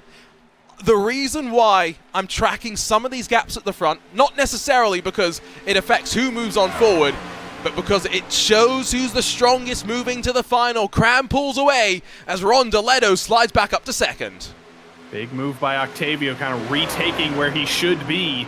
And I think he's going to be able to look up forward at Lucas Cram and maybe close down this gap if he can start pushing, but he can't start pushing yet because he's still got Bryden Lindauer behind him. He looked to the inside, looked to the outside, couldn't get anywhere. That's going to be good for Octavio now. He is clear. He can just look forward, doesn't have to worry about Bryden. And now Bryden has to worry about 3 other orange trucks behind him with Fuller and Brown all over the back of him. Oh, and here they come, straight down the inside as well. No hanging about there. It's Fuller up the inside. Can Brown sneak through as well? The 20 of Lindauer trapped on the high line and maybe in a spot where, with 10 minutes left to go, the momentum is starting to shift. Cody Reed isn't too far off as well. Lindauer's going to get boxed out. Officially Fuller on through. Here comes the 83-2. This is not where Lindauer wants to be. The top works at times, but when the tires are very, very old, I don't know how well the top's going to work for him. We ride on board with Jake Cummings again. The rig shaking over the bumps. That's how dicey things have been. And Bryden Lindauer is able to get clear. He is able to find a spot in the bottom, but Cummings is still there. He gets cut off. He's in the wall, and he's got to slot back in line. Oh, fortunately, though, that ended relatively calmly. That could have been a lot more painful for all. Banfield now got peeled up to the higher line. Cody Reed not going to be able to slide up underneath, but in front of Banfield. For a moment, Stephen Johnson almost shortcutted through the grass of the quad oval, realized better of it, and decided discretion is the better part of valor. There was a very big hit, by the way, to the left side of that 444. You can tell based on the black markers. Here comes Cody Reed. And Cody Reed to the inside of Ross Banfield. This is for the transfer spot. This is for P8. He's got the nose ahead. Off the corner, can he hang on, though? He gets a little bit high, and Johnson is able to hold on. Banfield not able to hold on up on the top. If Reed can get clear, he'll be confirmed up into the top 8. He's got a nose ahead into turn 1. He's able to take more speed into the corner. He's done a better job of saving the tire, and there is Cody Reed up into the top 8. I don't know if Johnson's going to be struggling, by the way. There's so much damage on the 444 that he's not the number 444 anymore, and he's got a perfectly clean truck behind him. Cue the Jaws music, by the way, because duh, here comes Douglas Newbigging after the pit stop, already up into the top 10. And I tell you what, Joey, at this point in the race, after a relatively lengthy green flag run, surely this is where new tires and the damage repair are helping out the number 7, Cody Reed, up to 7th. What's going on with Douglas Newbigging's screen? It's like he's looking at the floor.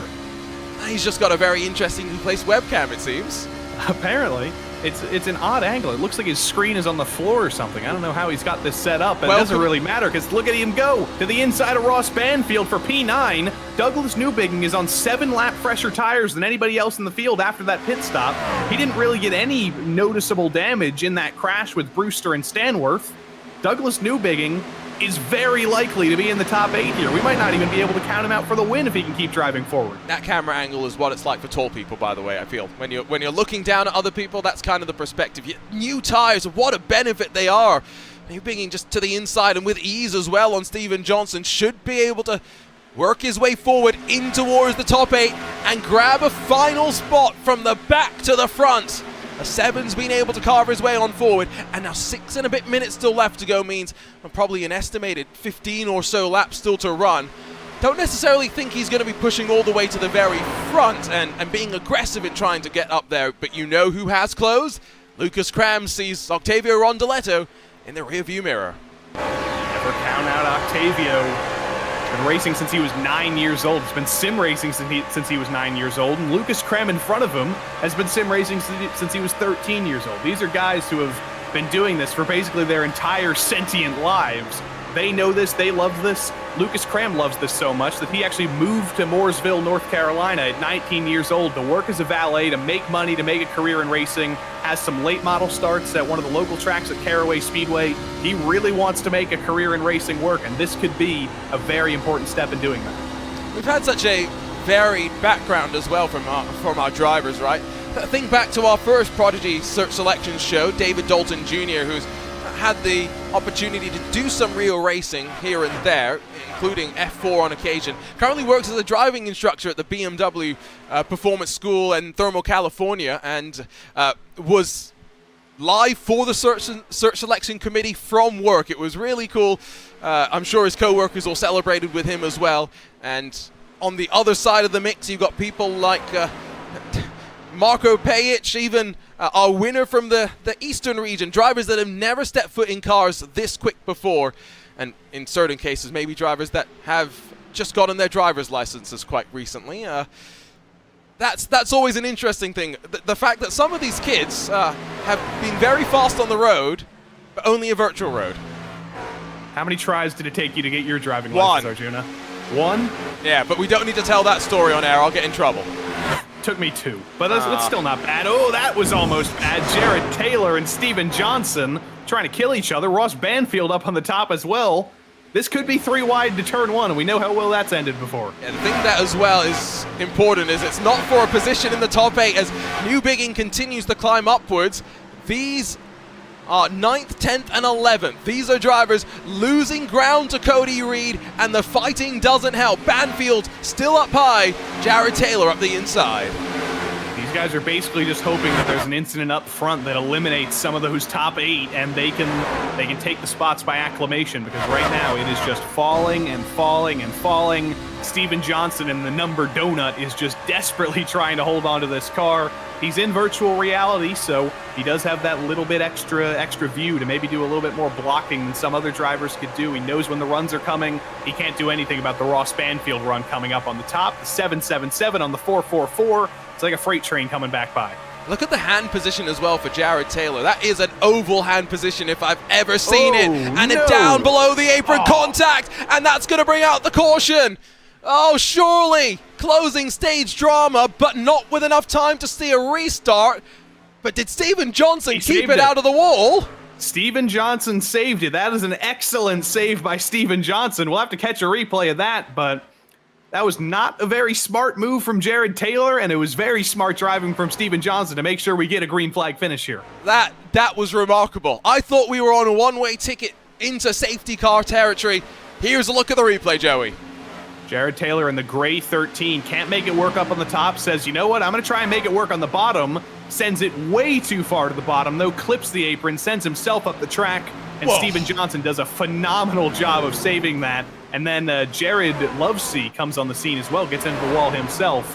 Very well driven by everybody involved, except for Jared Taylor. Very well saved by Steven Johnson. Antoine Brewster, a bit of lap traffic in the very damaged number 27, but Douglas Newbinging is up in towards the top 4 now, closing on David Brown, but with what will be 5 to go this time by. I think time's running down for Newbinging to get up to the very front. Without a shadow of a doubt, what we've seen from Newbigin is very promising. The ability to work through the field, yes, with fresher tires, Joey, but it's the assertiveness, the confidence to do so, and with no drama along the way. In previous tournaments, we've seen the zipper qualifying, where if you finished at the top of the race, you'd be in the top of the field for the final as well. I don't believe it's going to be the same here, but you are, like I said, putting the fear in the eyes of your opponents. If you're Douglas Newbigin, you've made about 15 passes since that pit stop, the 16th one right ahead of you, and David Brown, he's feeling that fear right now. He's going Ryan Newman mode, he's leaning over the wheel, he's pushing as hard as he can, because he knows he might be losing the top 3 here in a matter of moments. There's 7-lap younger tires behind him, and he's got to hold them back for 3 more laps. I was going to say, if there was ever a picture dictionary for up on the wheel, grab a picture here of David Brown. Just so much more confident, though, Newbigin able to run slightly lower lines. At this point, Newbigin not going to force the issue, though. We are now into the final 3 laps of this one. Cram and Rondoletto have built the margin up towards the front.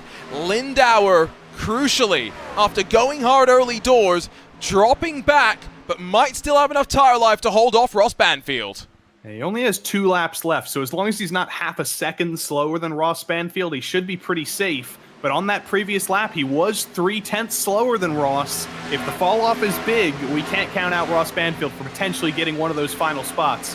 But Lindauer right now has the ultimate test of just keeping things steady, keeping things in the groove. He can be as slow as he wants. As long as Ross Banfield can't get to him, he's likely not going to be passed. We've got, 2 laps to go now as well. Up towards the front, Rondoletto and Cram just continue to run as they are. Cram's going to feel very confident, you'd have to say, Joey. Controlled the tempo of this race, and even some drama behind couldn't really stop him and bring him down. 1.5 more miles to go. To keep a driver like Octavio Rondoletto behind is going to be a huge accomplishment as well for him. That's going to give him a ton of confidence. And he was the smartest driver of anybody here. Got a great restart, jumped out ahead of the field while Octavio was too busy battling with Bryden Lindauer. And he's in total control now. What an interesting first semi-final. Remember, 8 drivers advance out of this. 20-minute semi, 30-minute final. That's what we have been talking about. Lucas Cram will have a smile on his face, is punching the air. He's going to the final later today, along with Rondoletto, Brown, Newbigging, Fuller, Cummings, Reed, and Lindauer, all able to hold on one step closer to a Prodigy pass. Drivers of the split have to be Cram and Newbigging. Both of them just phenomenal performances, phenomenal and flawless performances. They're going to go into the final as the first 2 favorites, really. Octavio as well, even though he finished second, he's going to be one of the favorites. We know his experience. We know his speed. Didn't quite go his way in this split, but you're going to see a lot of speed out of Octavio in the final later today. I think we're going to see some excited celebrations from a couple of these drivers, even though there's still one more race left to come, but you can tell just how pumped they are to be here on this E2Real pipeline. So many drivers have been wanting their opportunity to be a part of the Prodigy Racing League, and we are delighted to have our very first oval tournament, and what fun it has been so far. Lucas Cram burns it down very briefly, half a second clear of Rondoletto, the only non-American in the top 10.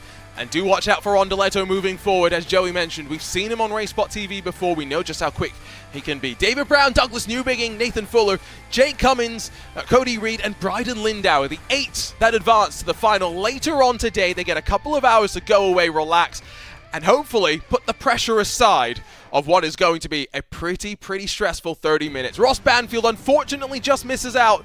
Has been a frequent participant in our Prodigy Racing League tournaments.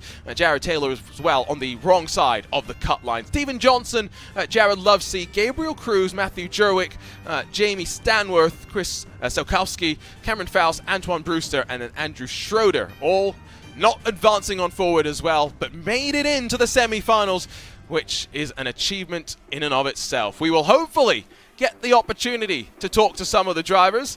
The Eastern region was very excited to come and talk to us. The Western region apparently a little less so, but we do have a race winner, Lucas Cram, standing by with Joey Tevin. Indeed we do. Lucas Cram, total dominance out there at Charlotte, from pole position to some great restarts to the win at the end. Did you feel as in control as it looked?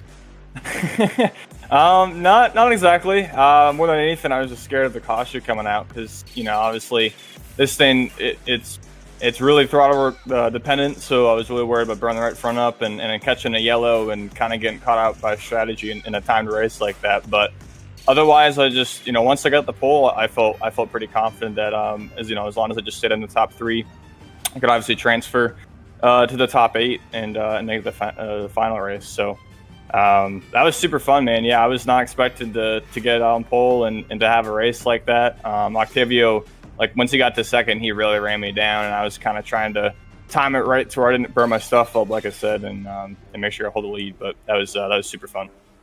So you've got a couple hours to wait until the final later tonight, but this is going to be your step onto the E2Real pipeline. You're a winner in the semifinal going into the final. What would that mean to you to win a little bit later tonight? Huge. Racing's always been a dream of mine, and iRacing's been a huge part of my life. The last 6 years have been sim racing.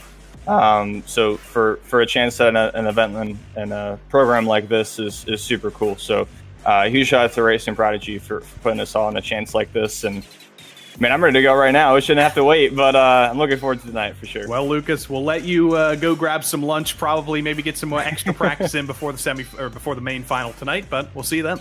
I appreciate you guys, everyone.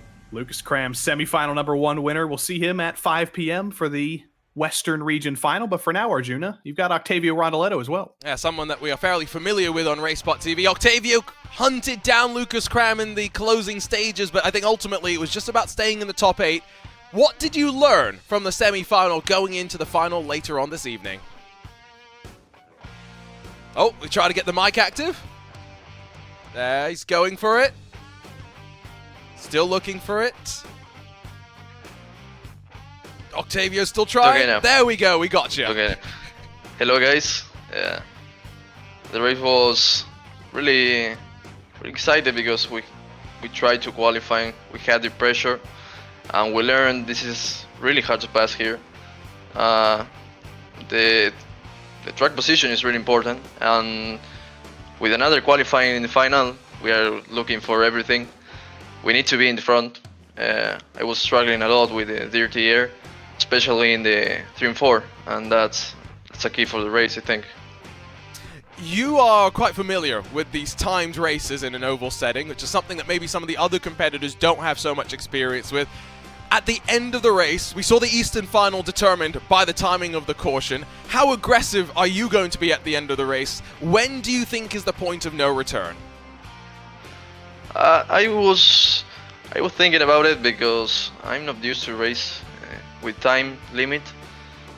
But I think it's the same like in the IndyCar. I was racing in IndyCar in the past, and in the end, if you're in the front, it's important to stay in the track.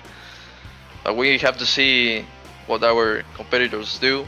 I will do everything. I'm trying to race in the real life, that's for sure.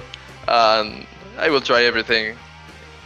One more question and we'll let you go. Octavio, oval racing may be something that traditionally we'd expect more from an American. Talk to us about your passion for the oval racing. I was starting to play, I think, 2008 with the NASCAR Thunder 2004 when I was 4 years old, and that's my passion. That's my passion because I was watching NASCAR all my life since I'm a child, and I'm continuing with iRacing. I started with iRacing in road course because in Argentina the oval is not really important. But today, with a big community in NASCAR in South America, I started to race again. And since 2018, I'm racing in oval and I have more than 2,000 races. Octavio, thank you so much for the time. Appreciate it. Congratulations on second. We'll see you later today in the final. Thank you so much and see you in the final. And congratulations to the winner and the other guys that qualified. Going to be fun. 30 minutes on the clock. Always great to speak to Octavio, and as well, let's not forget Argentina having a very... It's always had a passionate motorsports community, note my choice of word, but 2023, of course, with Agustin Canapino, someone we've seen in the sim racing world as part of Williams Esports. Has been great to see him over, of course, with Juncos Hollinger Racing, a team that also has its roots and presence in the esports world. One semi-final down, and Joey, as quick as that, we're ready to go for semi-final number 2. And this is one where we've got a couple of World Championship drivers, Matt Busa, Garrett Lowe, but those aren't the only notable names that I think we'll be watching for here in this second semi-final. Well, there's a lot of names that those of you regulars on RaceSpot TV will know from league competition, from other events, and some of the newer, younger drivers who are just hopping onto the scene. Right now, though, it's some of those newer drivers who are at the top of the qualifying sheets. Cooper Broom is on the top. Haven't heard that name very much, but he's looking to maybe sweep his way into the final. Aaron Smith, though, that's a driver we've seen in many, many a league competition in the past. He's looking quick. No surprise to see him up on the top early on. Still waiting for, I think, representative lap times from a whole bunch of drivers. Garrett Lowe has just gone to the top, but here comes Matt Busa. And you can tell that he's an eNASCAR driver. There's plenty of Coca-Cola liveries, logos rather, around the shot. What I'm noticing here is sacrificing lap 1 in qualifying, Joey, for lap 2. And that's a skill set that all of these eNASCAR Coca-Cola iRacing series drivers are going to have. They know the fastest way around a track. They know the fastest way to get a single lap. Matt Busa almost gets into the wall through turns 3 and 4. I hope he didn't get a 0x for that to invalidate his lap time. He's going to come to the line, though. Did that lap count? It did, but it's only for 12th. But again, was running up high, now instantly down low and on that white and blue line through turns 1 and 2. Seemed pretty hooked up. Remember, fixed setup. These eNASCAR Coca-Cola iRacing Series drivers are used to cars on the ragged edge, building qualifying setups as loose as you can get. This might be just a little bit easier. Sounded pretty flat through the final couple of corners. A 37.45 to beat, and it's a 37.85, 400ths off. It's good enough to jump to 3rd spot. Yeah, that first lap did put him in 12th because he was trying to build up the speed, but That second lap, I don't think is going to be satisfactory for Matt Busa. He wanted to be on the front row with his fellow competitor Garrett Lowe, and that just didn't happen. You saw Matt Gagnon get a lap in, the number 14. He's in P10, right on the edge with one of his fellow Precision Racing League competitors, Nathan Deering. They're right on the precipice there. Corey Ensing, we saw him be pretty fast in the iRacing Bristol 500 a couple weeks ago. Corey Ensing, a driver for Tabula Rasa Esports. You know who runs that, Arjuna? Race Spot's own Derek Watson. Will that be a blessing or a curse? We don't know yet. We'll have to find out. The 79 of Chase Maguire, the final time on the board, will go up to 15th spot. We have 22 drivers in this semi-final 2 compared to the 19 in semi-final 1. We have only Austin Brown failing to set a time.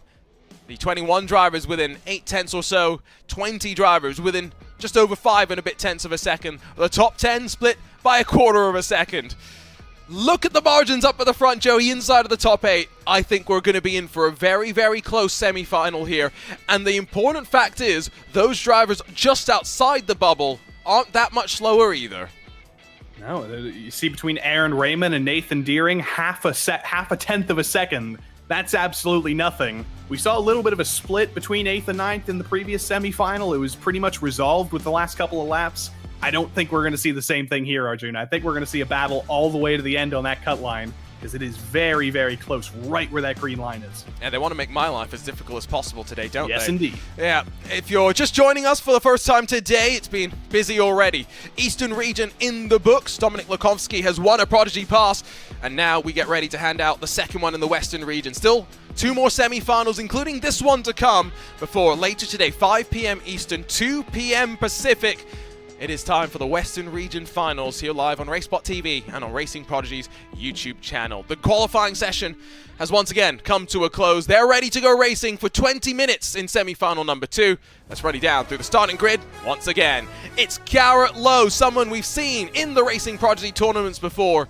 That will try and go one better today. Aaron Smith alongside, though, will try and challenge. While Matt Busa, Camden Hibbett, and then Corey Ensing and Jacob Dunn through the front 3 rows. Watch out for Camden Hibbett, recently announced as being part of the Mazda shootout later this year. Nathan Sachs and Aaron Ramon in 7th and 8th positions, with Nathan Deering, Matt Gagnon at 9th and 10th. John David Hamilton, Cooper Broom just missed out on a top 10 starting spot and have some work to do to get into the top 8 finalist positions, with Austin Jackson, Andrew Halloran, Chase Maguire, Evan Petruni, Lynn Kilchaho, Andre Kane, all rounding out your top 18. And still with times on the board, Samuel Burnett, Ferris Krippendorf, Biscayne Lawless, and Austin Brown, the only driver with no qualifying time to speak of. Once again, it's a full complement of webcams to look at. Not all of these drivers in semi-final 2. There's still some of the drivers hanging around from the first semi-final. Some drivers hanging around waiting for semi-final 3. You can see Biscayne Lawless has just jumped into his rig in the very top right, wearing some of the next level racing gear. These are the final moments, Joey, before the green flag drops. Different levels of tension, different levels of preparedness. But everybody is ready for one more semifinal. We already saw chaos in the previous two races, in the semifinal and in the Eastern final. We've seen flips, we've seen crashes. We're about to see more of that for 20 more minutes.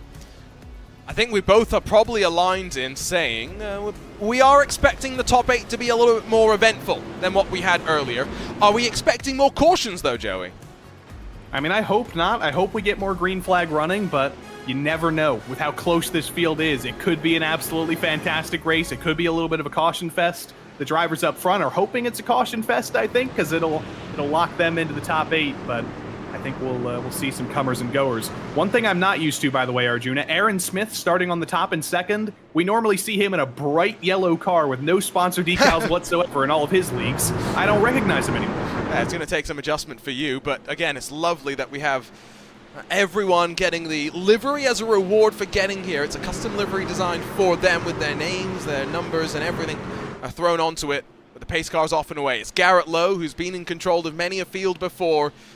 But maybe today is one of the most important. Someone that's already seen plenty of Legends car racing here at Charlotte leads them to the green in the Prodigy Racing League iRacing Chevrolet Silverado Cup at the Charlotte Motor Speedway. And this time they're 2x2 funneling onto the banking for the very first time of asking. Garrett Lowe will finally get clear, but Matt Boos up the inside of Aaron Smith. You can already tell the intensity here is much, much higher.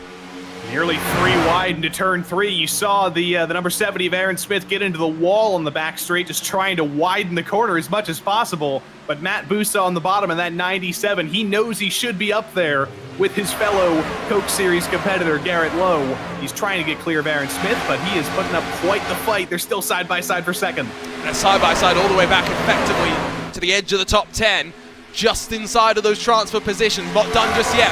Aaron Smith got a good run up high off the corner. That will see him get blocked off though by Garrett Lowe, who covers the line. This is quintessential speedway style racing, it feels. Lowe's going high and low, literally trying to cover off the momentum. And at the end of lap number 2, almost 3 wide at the line. Nose to the inside. There's almost a nose to the inside for Aaron Smith. He is all over the back of Garrett Lowe. He's on the top now, trying to make the high line work on the outside of the 06. Is he going to get close to the wall off of 2? He does. Has to lift off the throttle to not get into the wall, but Aaron Smith is putting up a phenomenal fight here. He's going to be clear of Garrett Lowe into turn 3. Aaron Smith takes the lead. Oh, and you can't really tell because he's very, very dark, but I'm pretty sure there was a smile on the face of Aaron Smith. End of lap number 3. It's a new race leader, and impressively around the outside, the move was made.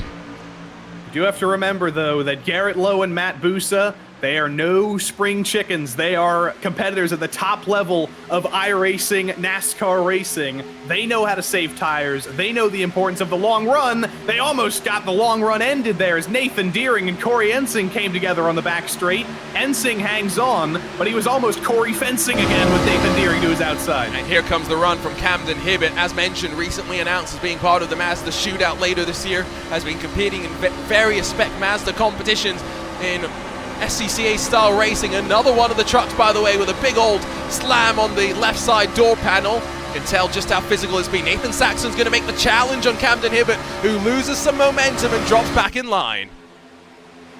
You see the cut line here between Aaron Ramon and Jacob Dunn. They're in the middle of this cloud of cars. Everybody is in contention here, and if things do start to get a little bit spicier, as they almost did there, Jacob Dunn getting a ton of looseness off the corner. He's able to save it, but everybody behind, it's a whole bunch of checkups, and I can smell a storm brewing, Arjuna. They 100% were 3 wide for a second, by the way, without a shadow of a doubt. This is scary stuff. Almost bobbling in through the corner. 2 by almost 5. They go in through turns 3 and 4. Loose car down low, just about holding on to it. And impressively, all of this without losing track of those in front. Remember, the first semi-final and even the Eastern final, we did see some separation. Not so here today. And that is the battle for the cut line. The black 33 of Jacob Dunn, the teal 36 of John David Hamilton, Andrew Halloran coming onto the scene as well. That is 8th, 9th, and 10th. And you see some damage on the 34 or up ahead as well, or the 94 rather of Nathan Deering. He's going to be in this battle as well. Jacob Dunn, he's focused, he's undamaged. He might be even safer if he can get by Nathan Deering here. And I clearly am showing my lack of college sports knowledge, but what Alabama team? What Alabama Crimson team? Tide. Okay, Crimson Tide. That's what it is. I've just exposed myself, haven't I? I think so. But I like the water behind him. It's good to stay hydrated, Jacob Dunn. That's why he's in the top 8 right now. Aaron Ramon's also hard at work as well on that wheel, almost sawing at it at times. And the 33 in front of Dunn gets a little bit loose. Deering's on that high line, still with nowhere to go. These drivers, remarkably, still 5 minutes or so into this race, are only 1.5 seconds off of the lead. You know there's no manufacturer affiliation for Aaron Ramon, though. He's got the Ford Camaro behind him, but Nathan Deering's into the wall. That was a huge hit. Austin Jackson, innocent bystander, gets into him as well. If Jackson stops the track, yep, that does bring out the first yellow of the day. It finally comes, and there's only one driver who comes off the worst, Austin Jackson. And you can see him spinning it around, but the only real damage to that car, well, I was going to say only real damage was to the back, and then I saw the front. The only real damage is to the back, but also to the front and to the sides. And to yeah, basically every panel on that car you could ask for. that car is perfectly okay, except for all the damage. And also, it's a truck. Yeah, well, let's get into that debate later, shall we? That was something during the Off-Road Championship Series we had a lot of. So, is that a car in front that really checked up hard? Nathan Deering got into the wall hard off of turn 2, and there was nothing Austin Jackson could do. I think we'll see it again here. Nathan Deering in the orange. It is the number 94. It looks like the number donut right now because he got hit pretty hard on the left side. But you see Deering, a little bit of contact with Jacob Dunn, actually, and slams the wall. Austin Jackson right behind him. Can't check up in time. And there was another truck as well who got into Austin Jackson. Didn't see who that was, but there could be a third truck involved with heavy damage. See if we can grab one more look at it as pit stops, by the way, are underway. Aaron Smith, the only driver that has chosen to stay out there, and from the very front, that's a bold call. One more look at it, and you'll see it's a white truck. Oh, but to be fair, there's about 3 that all piled into a straight line, so I don't think we can isolate just one as being the result or the cause of drama there. But here you go, pit stops as expected, busy time. And, well, you're not going to see Aaron Smith and Samuel Burnett from there, but here they are, the only 2 to stay out. You can't really blame him. It's an interesting strategy choice for Aaron Smith, especially because he seemed to be flying off the hook. He was very fast in the short run. He was probably wearing his stuff a little bit more than others. Samuel Burnett, his move makes a little bit more sense. He was at the back of the field, started 19th. He might as well take the track position and hope we get a little bit of a caution fest to end the day. See Garrett Lowe here. He's got the setup. He's obviously got all the trophies behind him. He's got the Coca-Cola merchandise because he's a company man. I hope those Coke Zero bottles haven't been sitting there for too long. Oh, they might no, be pretty flat. They probably have been. The Coke drivers all got custom Coke bottles with their names on it. Although it's probably filled with brown water. Maybe, but also to be fair, a custom Coke bottle with Garrett is a lot less impressive than a custom Coke bottle with Arjuna on it. So, I know you're unhappy because you see the Spec Miata body panel behind. I think that's a 6L. I think it's alphanumeric. I don't think it's a Spec Miata body panel. That might be one of his Legends cars because Garrett's had some success in the Legends car realm. Won a road course championship in the Legends cars nationally as well. Not just in NASCAR. We've seen him in iRacing Rallycross World Championships too. Definitely a multifaceted driver, and that's the thing with some of these top-level drivers. They all have the ability to do it all. I think the same can be said for Matt Busa, who is also, of course, a NASCAR driver who we ride on board with now, and we can finally get to the webcam once again. Chicago's own has been doing some real motorsport stuff of his own as well. I say motorsports, I mean time attacks and things more of anything, but, branching out there. In the Coca-Cola play seat, and also you are right. I read the Enex logo on Garrett Lowe's body panel there. The Enex Legends cars. It looked very suspiciously like a Miata body panel though. So I got tricked though. But no tricking with Matt Busa. He's got just a ton of racing merchandise behind him. I don't think there's anybody in this field right now that doesn't have. Oh well, as I say that, there's the totally uninhibited background of Camden Hibbett. It's just gray. It's gray on gray. This is a professional race car driver, though.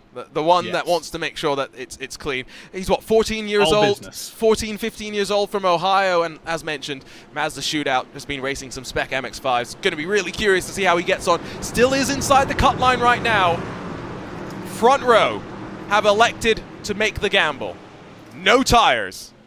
The rest of the field has come down to pit lane, and not for 2, for all 4 tires. It's Aaron Smith, it's Samuel Burnett that have a storm brewing behind them as the green gets ready to drop here at the Charlotte Motor Speedway. Already, I'm guessing Garrett Lowe has been able to climb his way on forward because the car's in the grass. DeAndre Kane's had some drama, and the yellow flies immediately. It's already gone horrifically wrong before we even took the green flag. Not entirely sure what happened back there, but that is going to help the likes of Samuel Burnett very much, who's still in the top 8. But here's what happened. You see Burnett in the outside in the 29. Oh. Remember, he took no tires. Did he check up the top line? No, he did check up the top line, but he wasn't the reason for the collision. The collision happens all the way at the back. The final couple of cars just piling in. So piling into each other. That's Nathan Deering, by the way, down low. So something happens to him separately. Here's DeAndre Kane, who tries to go up high and then gets ran out of room. Yeah, I don't think that door was really opening. I think that was the 18 of Ferris Krippendorf. And yeah, that door was not open. It's not ideal to try and run 3 wide that early on, especially if you're at the back of the field. And unfortunately, that's going to put us under caution once again. So, as I said, though, that's good news for Aaron Smith. We might have to go back and take one more look at that start, because Samuel Burnett, I did get a bit confused by the way my timing screen was changing on that restart. The amount of momentum lost there, did that really cause part of the concertina? I think it did in the middle of the field. I don't know if it did at the back of the field. Okay. Because he managed to end up in the middle. I think Matt Busa was able to clear him on the top. So I think they did build the momentum up, but it was just a checkup at the back. Right, well, regardless of the cause, we are still stationary for the time being, or slowed down for the time being, and now riding behind the pace car once again. This burns even more time off the clock. It helps Aaron Smith even further, because again, did not come down pit lane, and we did see towards the end of semi-final 1 in this region that 20 minutes can put a number on the tires. We saw Aaron Smith zoom a little bit earlier. We saw his perspective. That's not a conducive representation of what he's racing with, because he hasn't figured out the exposure. He hasn't figured out his color settings, so it kind of just looks like he's in the void. But he posted a photo on his Twitter. He's got the cat right next to him, which is dangerous in and of itself. You don't want the...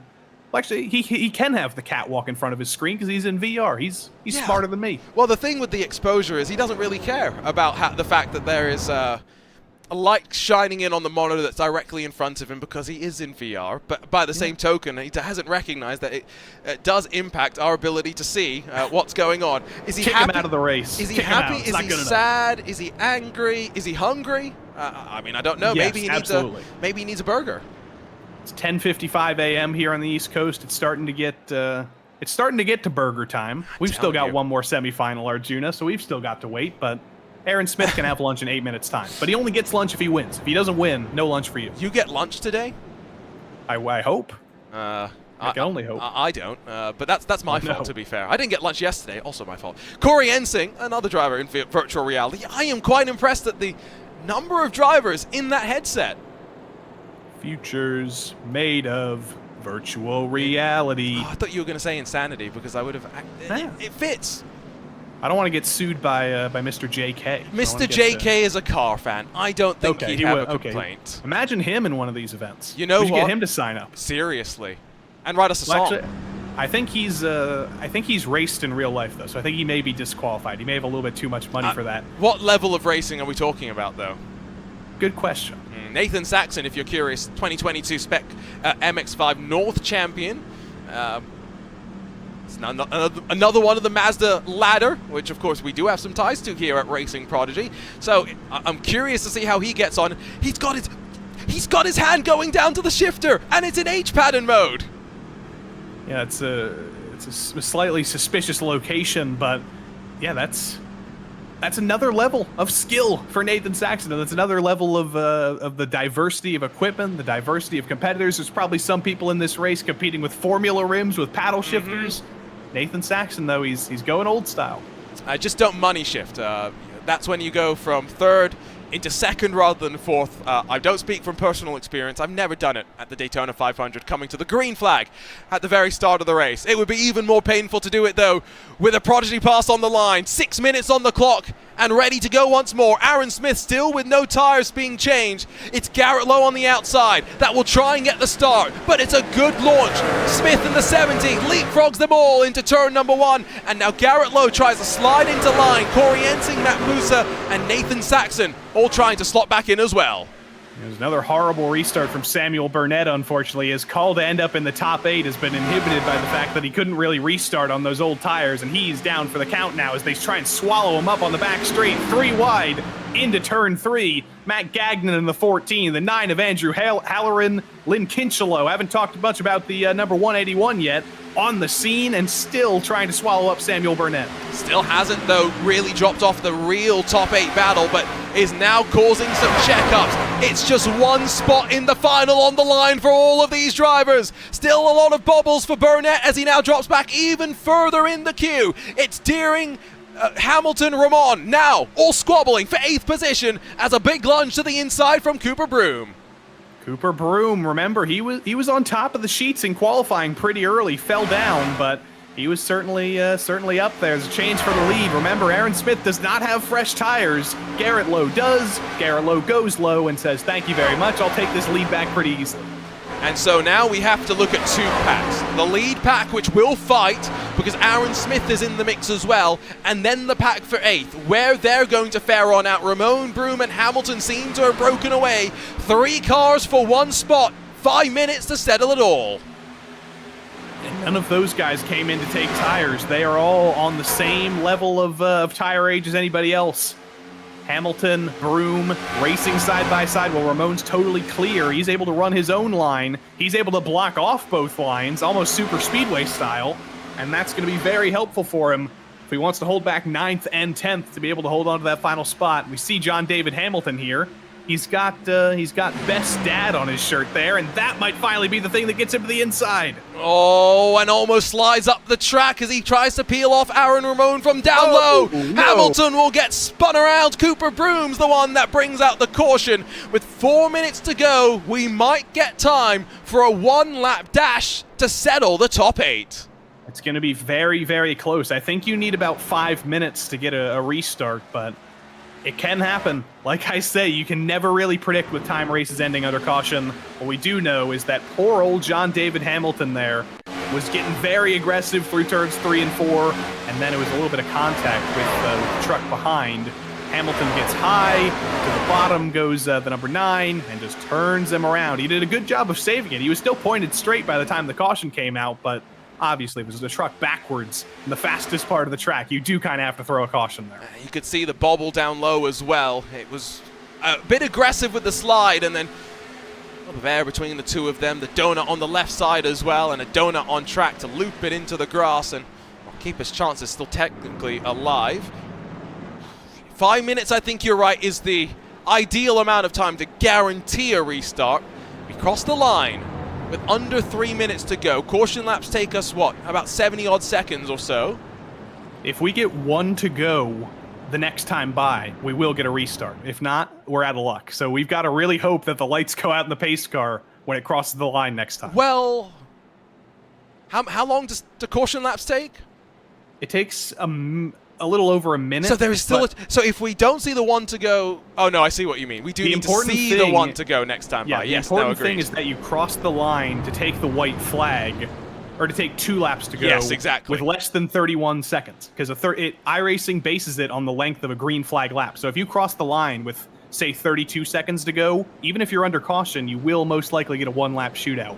But it's complicated. It's such a hard system to follow. And so I'm not going to try and spend too much time thinking about it. The drivers are formed up 2 by 2 slightly, but I think this is more in hope than anything else, if I can be quite honest. They're trying to manifest it. Yes, Cooper Broom is, well, for a second has dropped from the timing screens and now has blinked back into existence. Remember, he's in 9th spot. If we get a 1-lap shootout, he's in a prime position to slide up the inside and try and steal that away from Aaron Ramon. And Aaron Smith is still, again, with no tires being changed in this race, sitting in a transfer spot. Something that those watching on from semi-final 3, Joey, might be keeping in mind. Everybody at home, I want you to start cheering with me. Turn off the lights. Turn off the lights. Are the lights out in the pace car? Yay! They are. We're going to get a restart. Yay. Well, I don't think Aaron Smith's too happy about this. I mean, I think he'll be okay, because he was able to hold on pretty well on that previous run. I think he's a solid enough driver that those tires haven't really aged that much compared to everybody around him, and he does only have to hold on for 4 more spots with Ensing, Hibbett, Ramon, and Dunn behind him. I think he'll be safe, but he's got to be careful not to get taken out in this restart. Oh, I've got shivers. I'm so excited. I hope you are too, because 8 drivers advanced to the final later today. And at one point, it looked like 10 drivers were fighting for 1 final spot. Now, suddenly, it's wide open once more, and a big wreck up towards the front. Could see the C's part and someone slide on forward, sliding down low. That's a car just trying to make sure everything's okay before we go racing. Joey, what's the chance?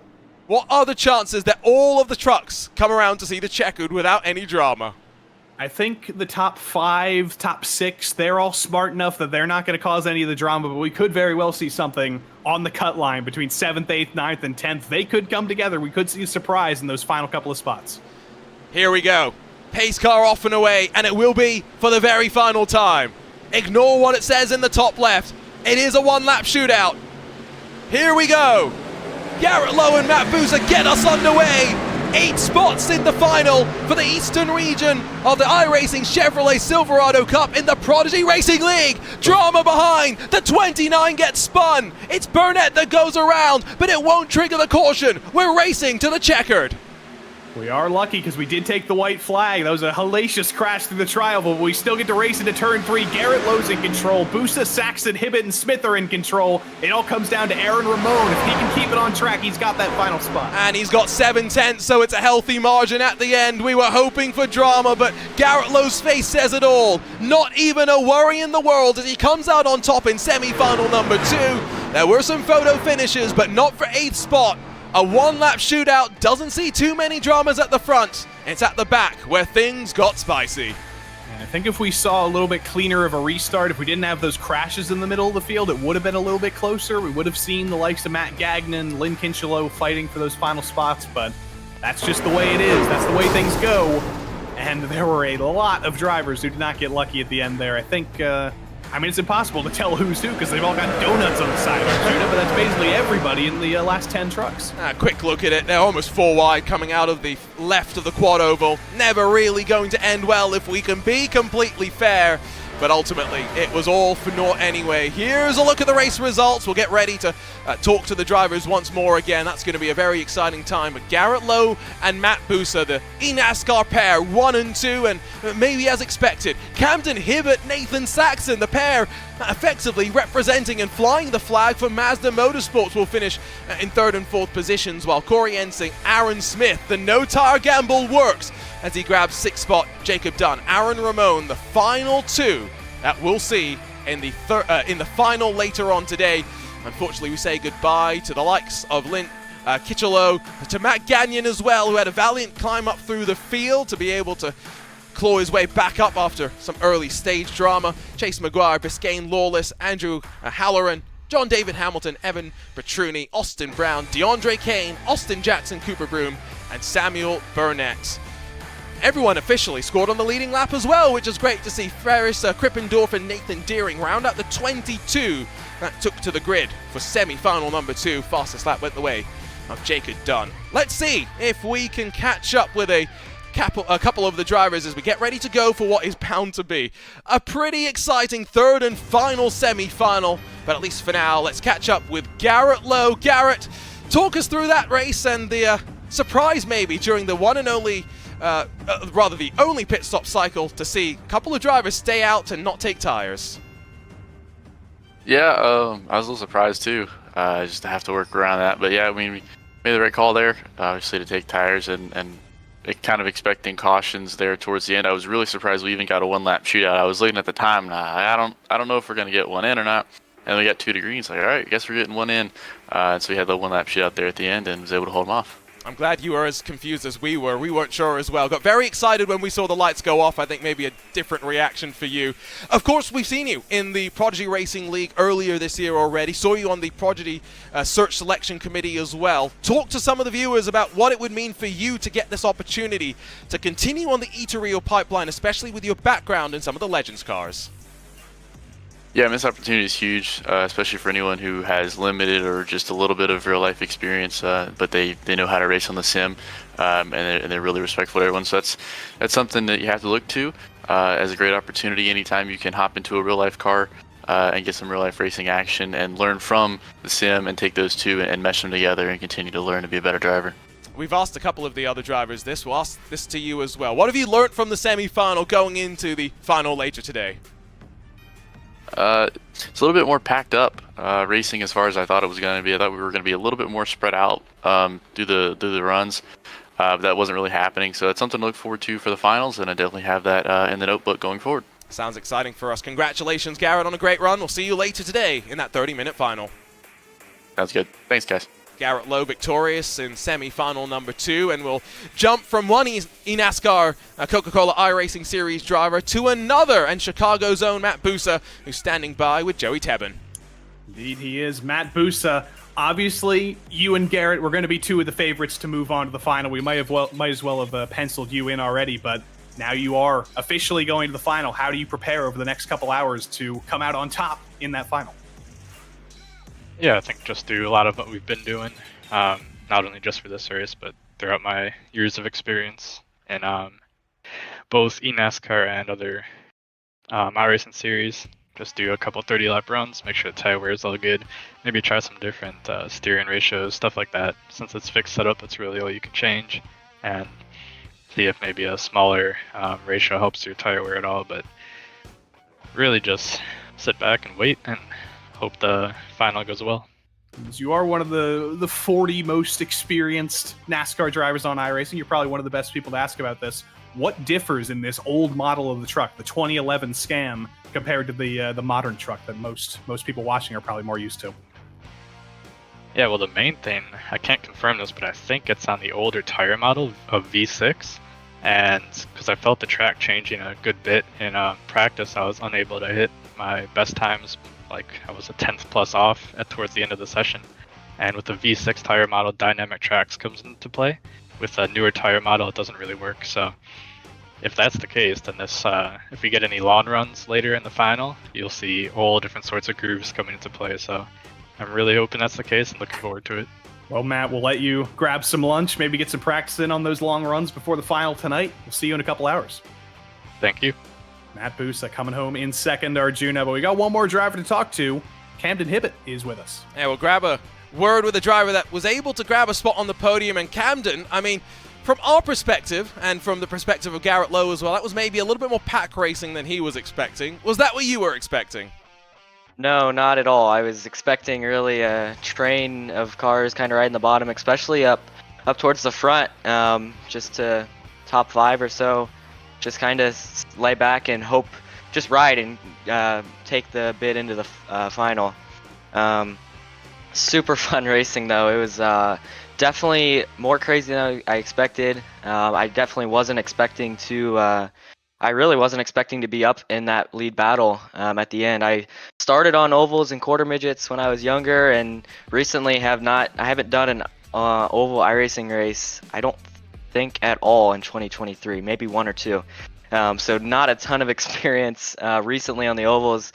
It was fun to go back to my roots a little bit, and but yeah, awesome racing. Definitely a lot of pack racing. Almost felt like a version of the new Atlanta. With the new high banks of Atlanta, with part of the drafting, but you got to save some tires while you're at it. I did note your oval experience. I was kind of curious how that kind of helped you. I'm also kind of curious, you are out there in the real world trying to, of course, make it on that road to Mazda, sort of a ladder. What does this opportunity mean for someone like you who's jumped in the sim racing world a couple of years ago to, I think, help your motorsports journey? Yeah, I jumped into the sim just to help build on my racecraft and how to become a better race car driver. And with Racing Prodigy, it's turned into a real shot and a real path to get to my dream and my goal of becoming a pro race car driver. And it's definitely been an incredible opportunity. I can't thank David Cook, all of the Racing Prodigy team, for making this a possibility, just for allowing sim racers and drivers that have some real world experience, but not necessarily the funds or the backing to continue on past the Spec Miata, the Club Roots level. So it's an incredible opportunity for all of sim racing. I can't thank Racing Prodigy enough for giving all of us this opportunity to hope to make our dreams come true. Congratulations on advancing to the final. We'll see you later today and see how you get on in a 30-minute sprint. Sounds good. Thanks, guys. Camden Hibbett joins us as we get ready to go for the third and final semi-final action. Joey, we've already seen 16 advance. 8 more out of this final 20-minute dash will make their way on forward. And we've got some interesting names in here once again. The likes of Brandon Hawking will stand out as repeat entrants into the Prodigy Racing League. You look at the times, and it's once again super close inside the top 10. Unfortunately, one name you will see not here, Steven Wilson, defending eNASCAR Coca-Cola iRacing Series champion, was supposed to be here tonight. Unfortunately, couldn't make it, so that's a shame for him. But I think he's clearly got some other commitments to make. Maybe we'll see him next year if we do this again at the PRL Chevy Silverado Cup. Julio Villalobos Jr. hasn't got a qualifying lap in yet. He's still out there on track, waiting for the dying moments, maybe waiting for the track to get a little bit cooler. And maybe this will be the run where he can put himself up in the top 8 and qualify. It's his second and final attempt in this session to get a time on the board. Currently 18 drivers have been able to do so. Only Jacob Bale has not punched in a lap time, and it's a 31.093, so about a tenth and a bit off, 2 1/4 of a second off. Never trust the commentator's math. It's 12th, going to have to work forward a couple of rows to be able to advance to the finals. No one else is currently on a time that's actually going to see them bump on up, and so 90 seconds left on the clock. Left side of the screen, that's how they'll probably line up as well. 7/10 split the representative times back to 18th spot, but it was a lot more of a pack race in semi-final 2 than what we saw in semi-final 1. And there's a lot more kind of unproven names in this semifinal. Obviously, we know Brandon Hawken. We know a lot of the drivers in the top 8. We know Garrett Vidden, who was very fast in the official racing in the Cup car. Ryan Avila, we know that name as well. But there's a lot of drivers who are kind of making their first steps into the top levels here. If you're just joining us, you're wondering what we're racing for. Well, we're 22 days away from Prodigy Week, winning the Prodigy Racing League iRacing Chevy Silverado Cup. Get you a Prodigy Pass and all expense paid trip to the Atlanta Motorsports Park. What should you expect at Prodigy Week? Well, as a Prodigy Pass recipient, lots of seat time. We're going to put you on a skid pad, autocross course, kart track, on a sim using SimLab, Grid, and Asetek Sim Sports equipment. But most of your seat time will be in the Radical SR1 race car on the main track at Atlanta Motorsports Park. Now, you'll have a pro coach review onboard video and data. You'll work with PitFit Training, who trains IndyCar and NASCAR drivers. You'll work with Dr. Nick Molinaro, who helps pro athletes perform under pressure. You'll be interviewed, but don't worry, you'll get media training by DKC, and we're going to live stream it all on Racing Prodigy's YouTube channel with behind-the-scenes look into how it all goes down. We're going to open it all up, share setup information, data, and more, because we're here to provide access and opportunity.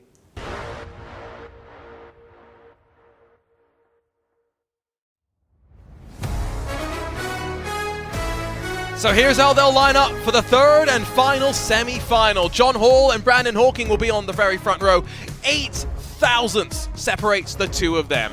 Noah Carter, Jaden Rayner will line up on row 2 with Brian Campbell, Garrett Vitton, 5th and 6th positions. Scrolling back to 7th, William Augustine and Bryce Deschert will share row 4. Ryan Avila and Nathan Goodrick make up the rest of your top 10. Caleb Bailey and Julius Villalobos will have some work to do from 11th and 12th positions, about a 1/4 of a second off of the pace, while Alexander Brown, Trent Jocelyn, Edward Sanchez, Jared Schrock, Matt Washington, and Dylan Morante all have representative times on the board. Brandon Giott and Jacob Bale will line up at the very back, hoping to work their way on forward. We've already seen it's possible. It just requires a little bit of aggressiveness from here and there. Take a look at the wall of webcams once again. Some of these drivers, including the empty chair, the blue chair, where Octavio Rondaletto sat. Some of these drivers, semi-final 1 and 2 drivers. However, the look of focus on the face, Joey, these drivers have been waiting. They're ready for the spotlight. Ready for those final 8 spots. Still some drivers from the previous splits probably going out to getting the previous semifinals, probably going out to get their lunch, get prepared, get some extra practice in before the final comes up at 5 p.m. Eastern Daylight Time later today. For now, I am very excited for this final split. As I mentioned, some unproven names, some names we know from the eNASCAR College Series, and even more. They're all prepared to do battle for those final 8 spots. And away we go. 20 more minutes thrown onto the board. Clock gets ready to tick on down. Already, we have seen that late semi-final cautions, to be more specific, are a threat. They are a threat, but we are ready to go here. John Hall, he's one of those drivers who we know from the eNASCAR College iRacing Series, actually representing the Massachusetts Maritime Academy. He's He's on the naval pipeline, if we could say that much. He's a junior cadet over there, raced in the college series. He is ready to go here for one of those 8 spots, but don't count out Brandon Hawken to his outside. That's a name synonymous with experience on the ovals, on the road courses on iRacing. And he is going to be ready to restart us on the outside, but it's in control of John Hall, the junior cadet. We're going to go green here in a matter of moments. Feel the tension rising. 8 more spots in the final. John Hall, that teal truck, he's going to be in control of the field. How important has that been to be at the head of the field? It's going to be important to get a huge jump.